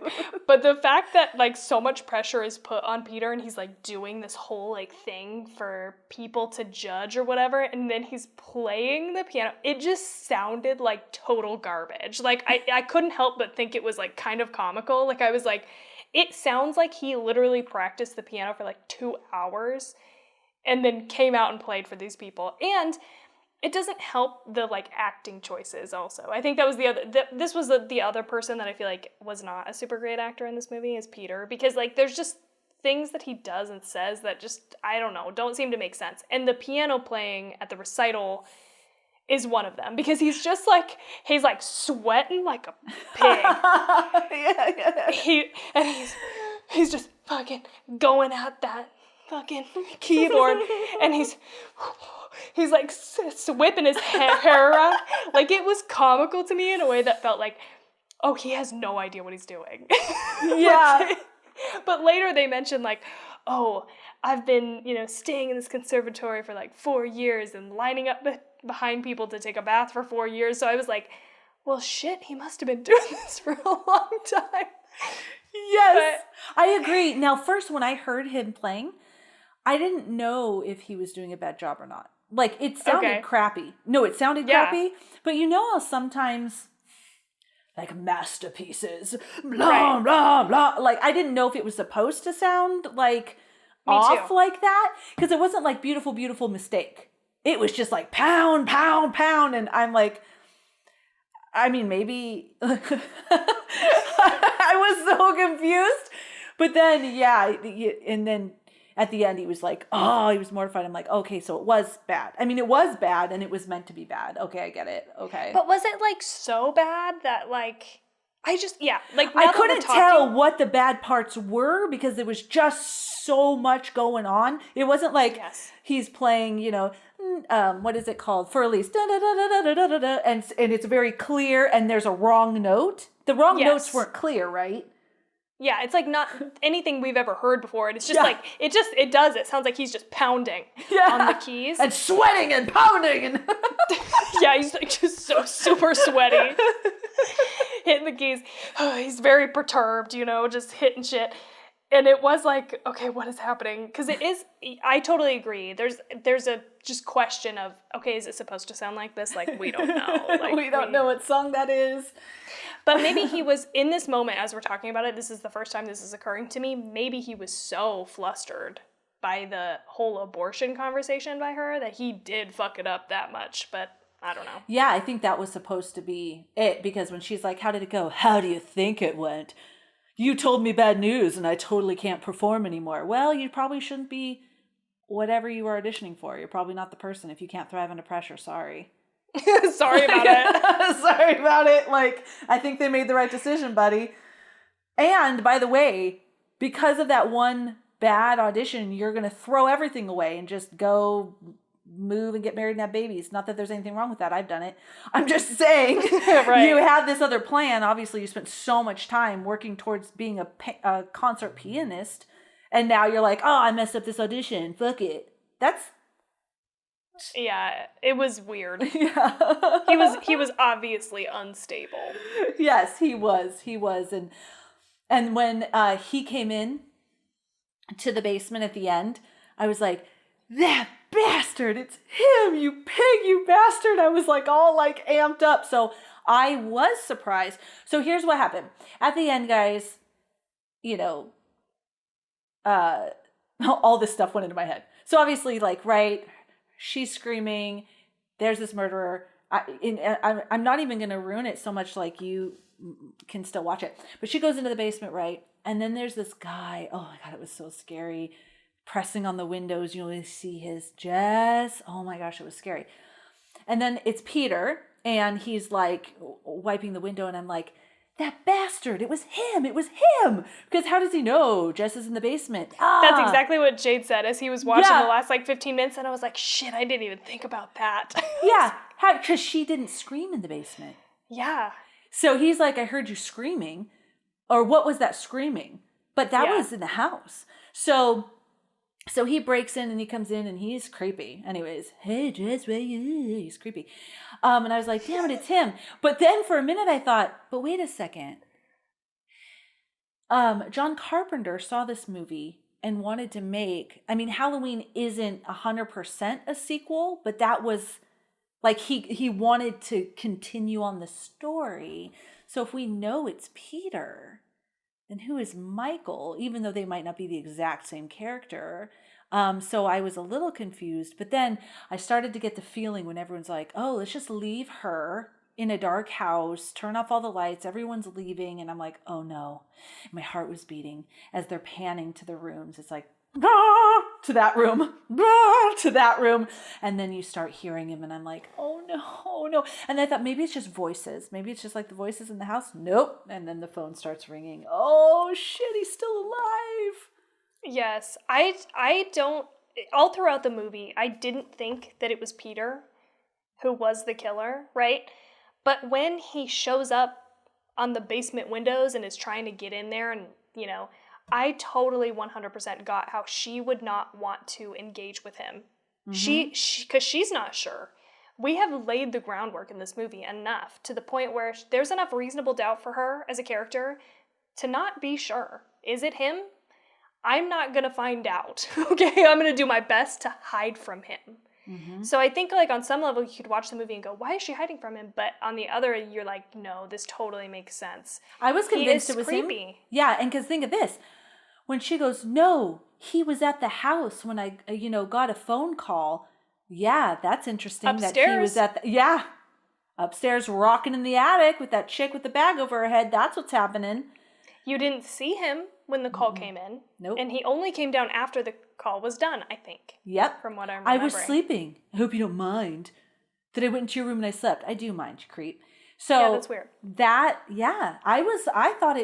I didn't think it was going to be him, but then they did convince me at the end, especially because he knew she was in the basement. I thought, oh, okay, it is him, that bastard. I don't know why I glossed over that, but even then I was just like, nah. I get why she would be hiding from him, but I just didn't buy as the audience member. Like, watching the movie, I was like, oh, it's not him. Like, he's not it. But that last shot, just before I forget, of her in the bed and the cops are all there and, like, the press is there, and I don't even think it cuts away. I think it's like one long shot of them. And everything just ramps down. It's like a slow descent into complete, like, silence. I fucking loved that. That was insanely good. Silence and darkness, right? Yes. There's lights, there's people, and they're all moving around her, and they don't ever obstruct your view of her. And then boom, boom, boom, lights turn off, people leave. And then it's just that air, that whistling. Oh, that was good. So good. Okay, the original title of the film's script was Stop Me. And when they were going to release it, they were going to call it Silent Night, Deadly Night. But Bob Clark, the director who came up with the title Black Christmas, he said he liked the irony of something dark occurring during such a festive holiday. And also, it was a tongue-in-cheek reference to the Christmas song, White Christmas. I didn't even think of that. I didn't either until I saw it. There was another thing sense. that he, I don't want to say mocks, but you'll like this particularly, Tawny.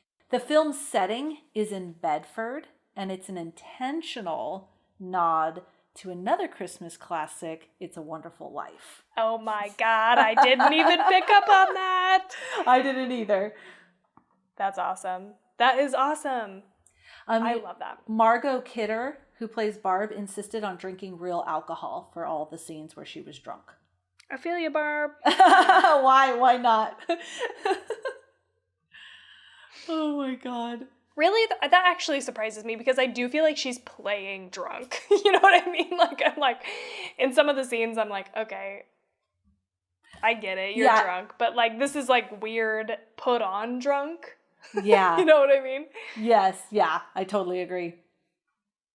Did you know that Bob Clark based the personality of Mrs. Mack on his real life aunt? Oh, okay. A little tip. I want to know her. Me too. Let's be friends. She's so fun. The film was shot in 40 days. Yeah. Bob Clark's aunt. We would love to be her friend. We'd love to have you on the show. Okay. So if you hear this, hit us up. Yeah. So listen to this. Actor Nick Mancuso. In order to get the proper creepy and raspy voice for Billy, he had to stand on his head to compress the thorax in his neck. What? I don't know where the thorax is. I feel like I don't even know. Okay. So he stood on his I don't know, head to compress this to get that weird. It seems very, well, that one chick in Goodnight Mommy wore bandages for several months, so. That's. What's that called? I'm never going to ever forget that. I can't remember the name of this. It's called like... Is it method acting? Yes, method acting. Yes. Thank you. Yes. The recordings are so good and creepy and different. Like, it does sound like it's different people making, and maybe it is. Oh, it is. But, It's Bob Clark, Nick Marcuso, and a woman, a female actress, which and Nick was asked who, he didn't remember. Okay. You're like... That's weird. Maybe he was asked years later. Yeah.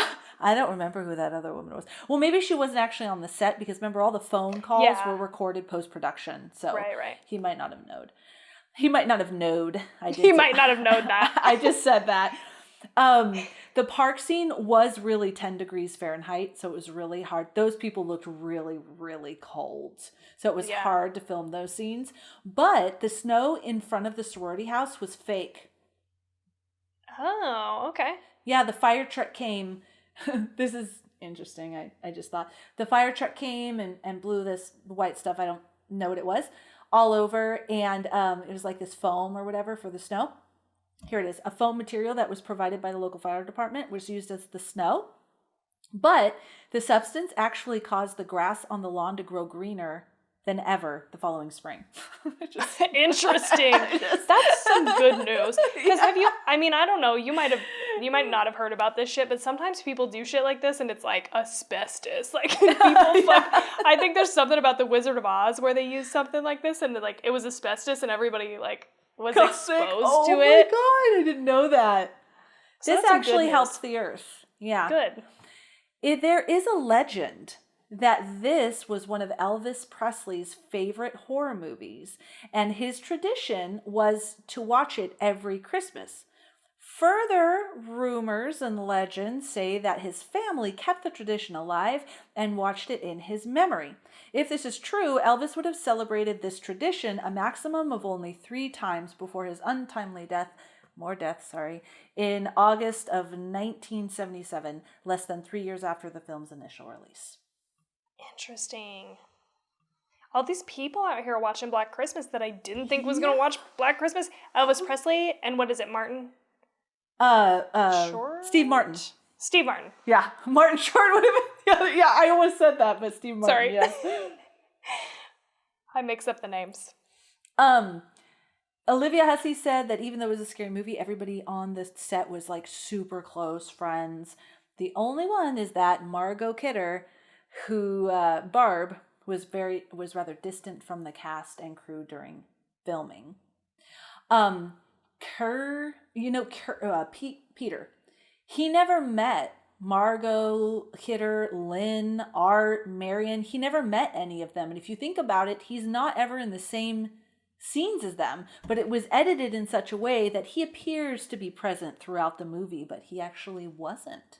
Well, and people talk about him all the time. You know, like Phil says a couple times, or maybe it's not a couple times, maybe it's just once, but she says something in reference to him. Oh, I didn't think it was Peter, which leads you to, there's probably something about this script that is so fucking potent. Mm-hmm. There's so much said in such little words.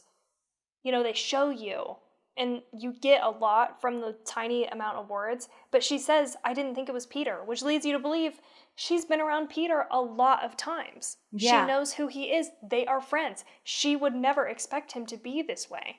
Yes. Right? Yes. Really great But he never even met them while filming. Crazy. I wouldn't have, you're totally right. I would have thought that he would have been there. Yeah. Something for everybody. I mean, I don't have millions of dollars. I don't know how much it would cost, but I would really love this as a gift. A novelization of the film was published in 1976, which offered more insight into the characters and more plot development. The book is very rare, however, as it has since gone out of print. Oh, interesting. I want it. You know what I want is fucking Jess's outfit. That fucking yellow ass big collar shirt underneath this like black like vest type thing. I was just like 100% I would wear that. That is so cute. Yeah. there was something about Phil and her curly hair, and I kind of just the loved glasses, her. those, what are they? Glasses. Hexagonal? Is that the right word? I don't know. I don't know. I think it Octagonal? sounds good. Something like that. I think the hex and the I know different amounts. There's either 6 or 8 sides, I don't remember. But anyway, they're so modern. They're like so good. She was just, her reactions, she was so I loved that character. So something fun along the exact same lines we're talking about. How much did you love, we already talked about it, that freaking fur coat that, oh God, I loved him just walking around in that big ass eccentric fur coat. It was eccentric. It was, right? Yeah. So Art Hindle, in an interview included with the DVD and Blu-ray, reveals that the fur coat he wore in this film was in fact his own coat, and it still hangs in his closet to this day. That is fucking delightful. Yes, I want it. I love that. Yes. He's just like, oh, you want to, like, people come over and he's like, you want to see the coat that I was wearing in Black Christmas? It was classic. It was like its own character, this coat that he wore. Yes. I love how he also, just going into the character, really, he was such a knight in shining armor. Yes. Because totally. Like, because he wasn't, and by the way, Claire, the actress that played Claire, and him actually dated during production. They fucking cute. But they met on the set and then dated. But he, even though that was his girl and he cared about her and loved her, he was so like nurturing to Jess and to Phil and to all the other girls. Really even in his mannerisms, like when they were leaving the police station and he put his hand on their back and she was leaning on him, and it wasn't in a like he's a dog sort of way. It was in a real loving, nurturing, knight in shining armor sort of way. Totally. I know I already mentioned this, but I do feel like there's like, and I don't know much about this, but I do feel like there is a difference between like the male gaze and like a female gaze, and like just by that I guess I mean point of views. And I do feel like I can't help but feel like this movie is such a female point of view. Mm-hmm. I don't know. Oh, I see what you're saying. You know what I mean? Like, because if you're looking at it from a male, I could be misunderstanding how this term is used, but like from a male gaze, you've got objectification, how hot are women, you know, like what are they? I don't know, but it just doesn't feel like being that at all. Like the women, you know, the women have to rely on you. You have to, you know, like they are weak without you. You need to step in and take care of them. It wasn't like that. He was so much of this is the type of man that would be when you're saying a knight in shining armor, you know, that is, he didn't belittle or condescend. Or expect anything in return. Yes, or expect anything in return. He was just there to support them and be there for them. Yeah. So good. We're all in love with this character. Yes. Chris with the fur coat. Yes, Chris with the fur coat. He was so awesome. You know, the role of Peter was originally offered to Malcolm McDowell, but he turned it down, a decision he regrets to this day when he saw the massive success of this film and its classic horror film status. I did not know who he was. He was the psychiatrist in Rob Zombie's Halloween. That guy. Oh, shit. Okay, I was like, I knew that name. Who is that? Me too, and when I saw his picture, I was even like, God, he looks familiar. Yes, because he was just in the movie we saw. Yes. I bet he does regret that. Yes. This is something interesting. Composer Carl Zitterer said in an interview that he created the bizarre music score for the film by tying forks, combs, and knives to the strings of his piano so the sound would warp as he struck the keys. He also said he would distort the sound further by recording audio tape while putting pressure on the reels of the machine to make it turn slower.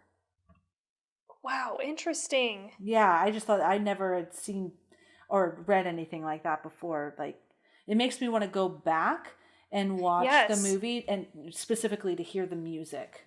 Yeah, because I don't feel like the music ever overpowers. I don't remember ever in this movie thinking... Not like the Western music in... Exactly. in Veronica. It's never like... It never calls attention to itself. Actually, I don't remember there being music at all except for the carolers. And in the very beginning, there's like Silent Night, I think, playing when you got the POV. I don't remember there being music other than those two things. Yeah, me neither, actually. It would be, yeah, I'm going to go back and listen for that. Yeah. That's great, though. Like, what an immersive sound experience. During an interview with director Barb Clark says Olivia Hussey, so her decision to play Jess was the advice given to her by a psychic. Oh. She doesn't like horror movies because they scare her too much and she wasn't sure if she should take the role. The psychic told her she believed the film would be a success and a wise career choice, so she took the role. What's your psychic's name, please? Oh, and then Margot Kidder, I just am getting this feeling like she's not easy to work with, this Superman actress, because there's just lots of these little references. Nobody said it, you know, just that she was kind of standoffish and wanted to drink all the time. I don't know. But star Margot Kidder admitted in an interview that she never thought that this film would become a hit and was surprised to learn that it had gained such a large cult following over the years. Interesting. Okay. I don't know. She just... Yeah. I don't know. I mean, she's sounding a little...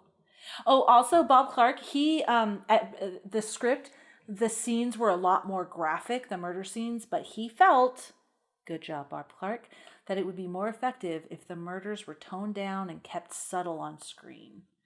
And I totally agree. The writer also agreed that would be a good move. I agree totally too. It's so subtle. You almost, actually, you don't ever see this killer. You see his eye. Oh, God. 2 times. Oh, my gosh, his eye. 2 times. And you just see his hands other times, right? Like when he's like, you know, getting down from the attic, or like when he swings the, you know, pulley in the attic to hit Mrs. Mack. It's so obscured. Yeah. And it makes it so scary. So scary. And his breathing and his, oh, God, yeah. It was so good. So I learned something about genres. So I want to share it. Okay? Oh, yeah. Subgenres. Upon initial release in the U.S., the film's title was changed to Silent Night, Evil Night because the American distributor feared, the title Black Christmas might cause the film to be mistaken for blaxploitation, and it's BLAX ploitation flick. So I had to look that up, and for other people that don't know what it is, I'll tell you in one moment. However, the film didn't do well under that new title, so it was changed back to the original, which was Black Christmas title, and it was met with a lot of success. So for those like me who don't know what that is, blaxploitation is an ethnic subgenre of the exploitation film that emerged in the United States during the early 70s. And there was one I saw that I recognized was like Foxy Brown. There was a whole list of them, and I didn't even know that was a thing. So when I saw it, I was like, oh, I wanna learn about this and I wanna share it. Yeah, so you probably knew because you know a lot about movies, but I didn't know what it was. So I guess I could see how that would be maybe misconstrued. Because there was a lot of movies around that time that were coming out, and I actually, oh look, it popped right up. So there was a lot of them. There was like there's the history of blaxploitation cinema, but Coffee and Sweetback, and there was one with I saw Foxy, Superfly. All of these different type of movies that came out around that time, and it was like a really big Black Dynamite, Foxy Brown. That was the one that I had remembered, but I didn't know it was called that. I didn't know that was a thing. So yeah, and so they were thinking, because this was really popular at the time, and a lot of these movies were coming out, that if they called it Black Christmas, that people might think that it was a part of that subgenre. Yes. Yeah. Okay. Interesting. Yeah, I don't know much about that, honestly, but I did think Black Dynamite is the first one that topped my brain as a blaxploitation film. Blaxploitation. Yeah. Interesting. But yeah, I don't think I have seen this cover of the movie with like other titles, and I think which what title did they go with? It was like A Stranger in the House. I've seen it with that one. A Stranger in the House, and then The Silent Night, Deadly Night was very short-lived. Yeah, but A Stranger in the House, was a big one.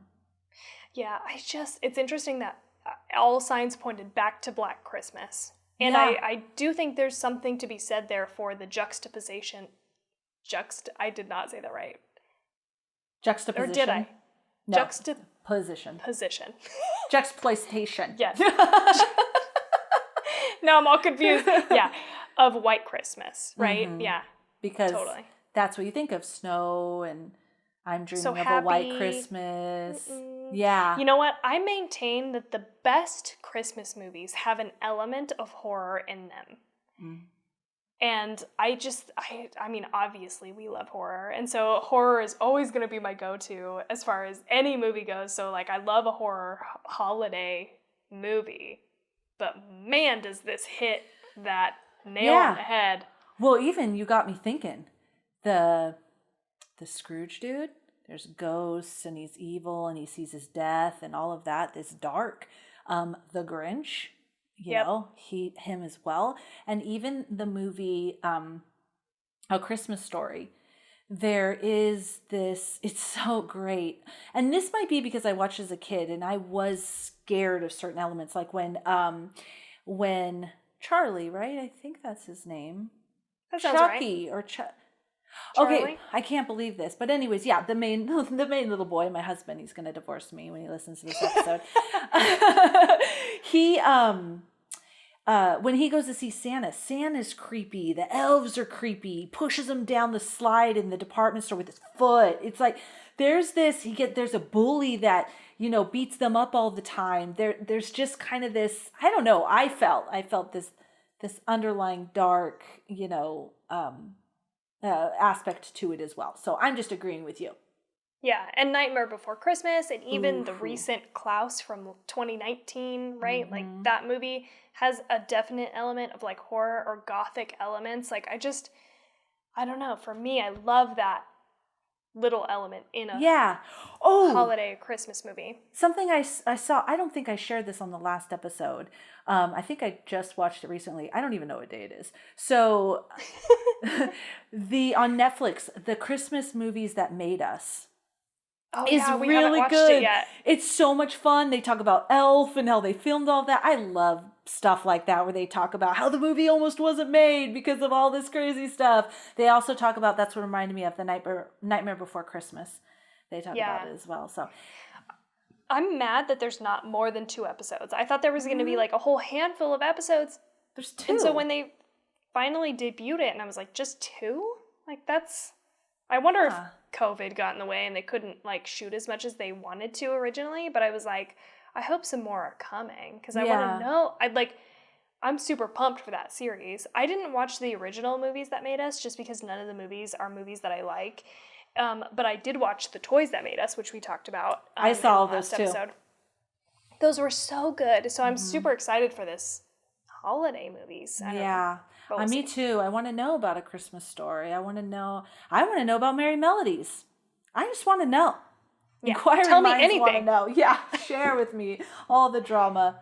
Something, you know, because we hear this a lot, that this was actually dubbed the earliest slasher film.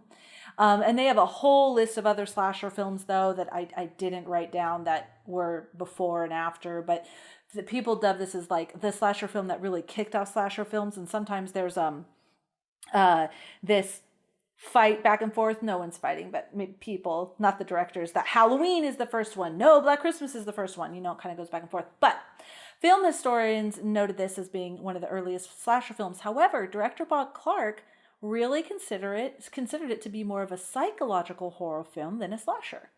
So he wanted it to be a psychological horror film and not that he didn't want it to be a slasher, he just didn't see it that way. Right.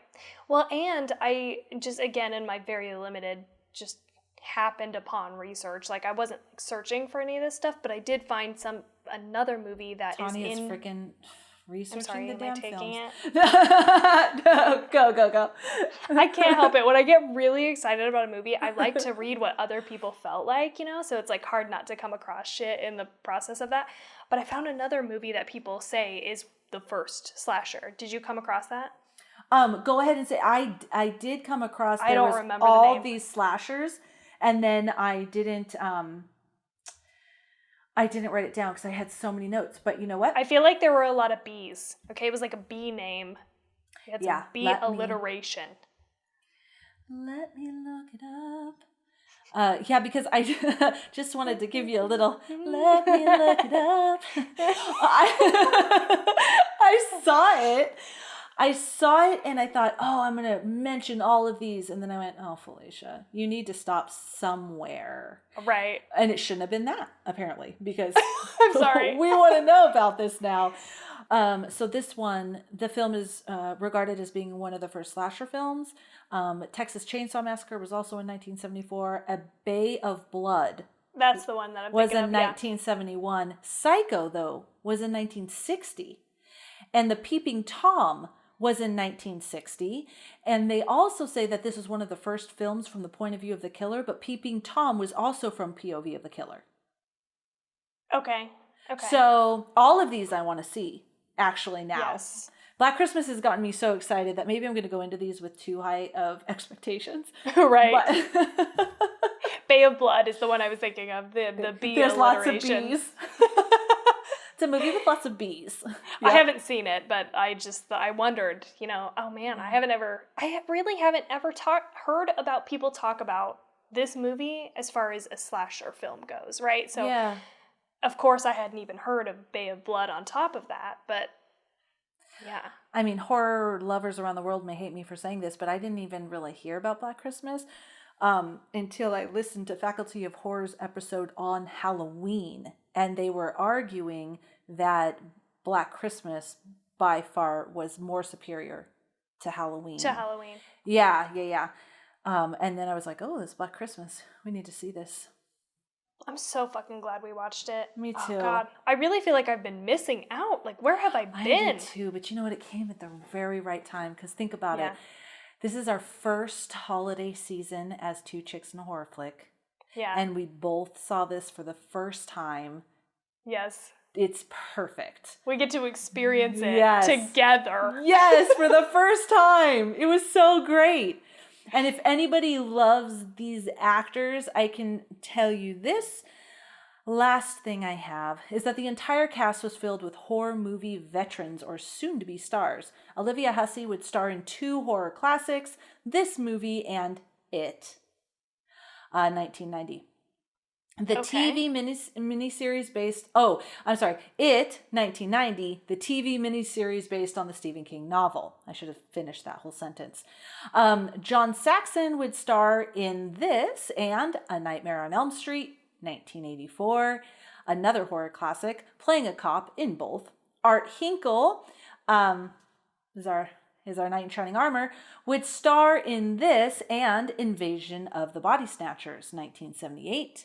Margot Kidder, Superman, had just starred in Brian De Palma's Sisters, 1972, before that movie, and would later star in The Amityville Horror, 1979. Okay.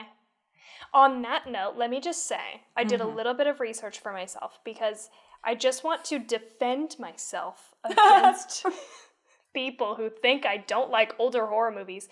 I'm beginning to formulate a theory about my own likes. And I think that I have a thing for 70s horror. And I think I dropped out 80s, right? Like it's just something about 80s typical movies that people really like. I don't like because they're really like off the wall and zany and kind of comical. I just don't love that. But a handful of the movies that I've seen from the 70s, I really fucking like. So I went back and I found a list of movies that I've loved from the 70s. And so I'm sorry, I'm going to ruin it, but I just want to say, in defense of myself, I loved The Omen, and I still love The Omen. The Exorcist is obviously fantastic. I don't know anybody in the world who could disagree with that. To watch that movie with you. Yes, The Amityville Horror, Halloween, obviously. I didn't like as much as this, but I didn't hate it. And The Last House on the Left is the last one that I wrote down. Like, I think I might be like a 70s horror person, maybe. We'll see. That's the handful of movies I've seen. But I feel like something changed in the 80s. I feel like all of these movies that I just listed that I really liked, they're so fucking grounded. And they're so, like, realistic. Not in the way, because there's obviously, like, supernatural elements to these movies, but they take itself so seriously. Mm-hmm. There's, like, a seriousness to this. And I just, you know, if you've been listening to the podcast for a while now, you know that, like, horror comedy is, like, not really, like, my super favorite genre. Yeah. And I like it when shit is serious and creepy. And I feel like the 70s did that very well. And then we kind of got zany in the 80s. And I think that's why I don't like a lot of the 80s movies. Yeah. Anyway. I have to agree with you. That's why when we first met and you were like, oh, I love horror movies. I'm like, I think I said, I don't know if I really love horror movies, but I do like, and I started listing and you're like, those are horror movies. I didn't think The Exorcist, Omen, Halloween. I know that sounds crazy. I knew Halloween was a horror movie, but I didn't know all of those were horror movies. I just called them scary movies because I thought horror, Jason, Freddy, the sorority murders, or you know what I mean? Like I had this vision of these, just a lot of breasts and blood, which there are movies like that. But I didn't know these other ones that were more like psychological horror, which is totally what I love. Mm-hmm. I just didn't even know. I don't even think I knew Amityville Horror, even though it's in the name. I didn't know that was a horror movie. I just didn't see. I saw a supernatural scary movie, and I didn't know that all of that was considered horror. Mm-hmm. Well, even like, you know, we've got something like Last House on the Left. That's not supernatural in any shape or way. That's like the horrors of people, right? That is a fucking terrifying movie. It's so gritty. And that was also made in the 70s. And I watched it when I was like, I think 16. I watched both that one and the remake back to back. And I like them both for different reasons, but I just remember being shocked. Like, man, this is gritty. You know, I've never seen that. I've never seen The Last House on the Left. Okay, we're going to have to put that on the list. Yes, we are, because I'm very excited to watch it. It's great. That took me a minute. We just got really quiet and we just stared at each other. Well, and I don't want to give too much away, but it's great. Yeah, we should definitely. There's a very graphic rape scene in Last House on the Left from the 70s. It is hard to watch. Okay. And the movie as a whole is hard to watch. But I can't help but like it because of that. It's so scary for that reason. Yeah. Now that I know, I'll just, now I know. So I like it better when I know than when it catches me off guard. But I know I'm the same. It's so crazy. When somebody tells me that a movie is disturbing, I am like, I write that down. Yes. I want to watch that, and I want to know. It's an intense word. And if you've given it that level of review, I want to see it. I'm in. Me too. This is why we're friends. Yes, exactly. Oh, man, that was awesome. So, anything else? That's all I got. Yeah, we shared a lot, and it was super fun, and we absolutely loved this movie, we said. So, what are you rating this movie? I don't know. Before we came in, I thought I was going to give it a 4, but you know what? After talking about it, I think I'm feeling froggy and I'm going to bump this bitch up to a 5. That's what I'm thinking. What are you going to rate it? A 5! A 5! And a movie where I'm watching it and at the end I went, yes! Yes! Yes! And my husband's like, what's going on? That was a great fucking movie. A movie that gives you cold chills because you like it so much? Totally.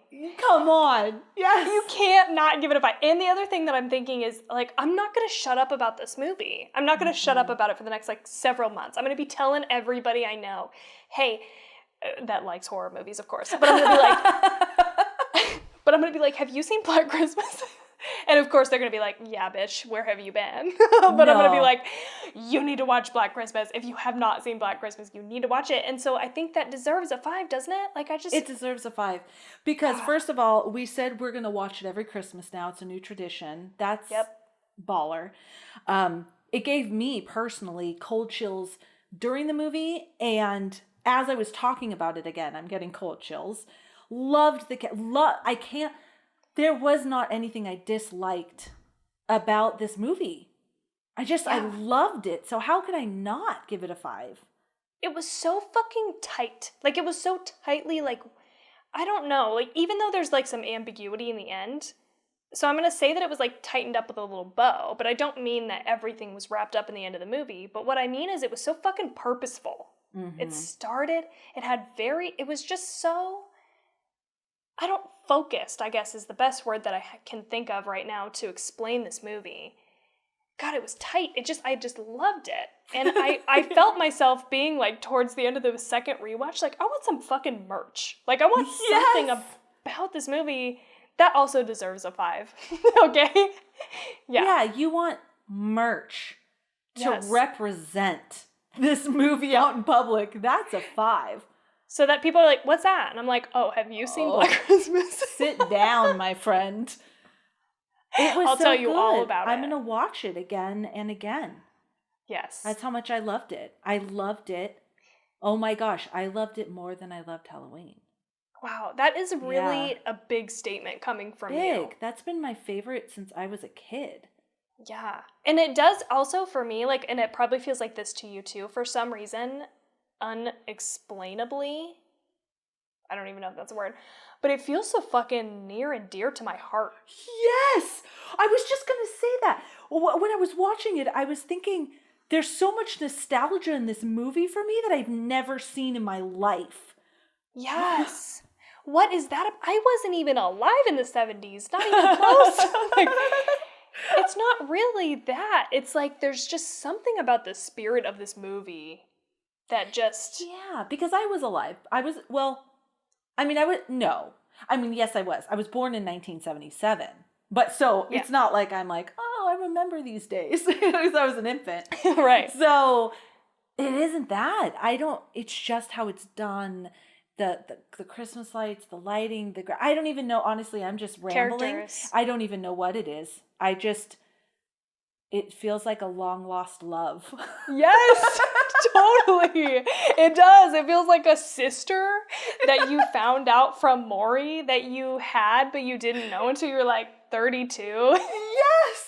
And you're like, I feel like I'm so close to you. That is now, what did you think about Black Christmas? Is like a long lost sister that I didn't know existed. And now she's in my life and I love her. Yes. We're joking, but we're only half joking. Yeah, not even, So we highly recommend it. We'd love you to share your thoughts, even if you hated it. I mean, I love to hear everybody's thoughts and why you hated it. And I'll fight you, but that's okay. Let us know. I won't agree. It's not going to be like that last episode where I talked Tawny down a half a point and she talked me up a half a point. It's not going to be like that. You're not going to be talking me down. But we do love to hear other points of views.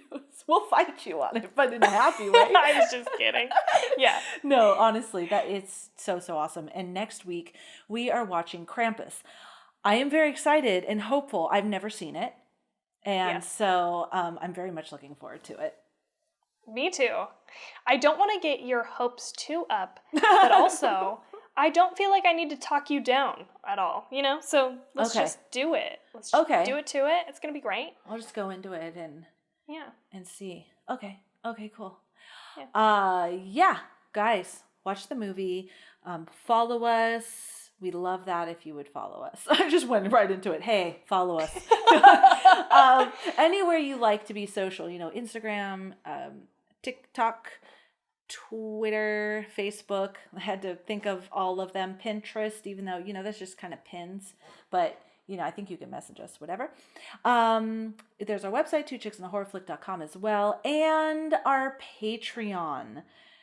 We love our Patreoners. And we love doing stuff for them, and we're so excited about it.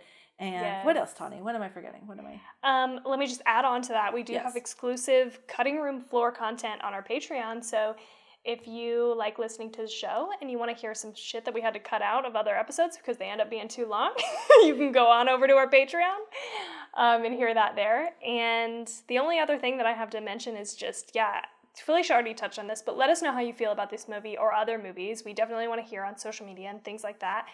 And if you like this podcast, please give us a review, subscribe, give us, the rating, however it works on whatever platform you're on.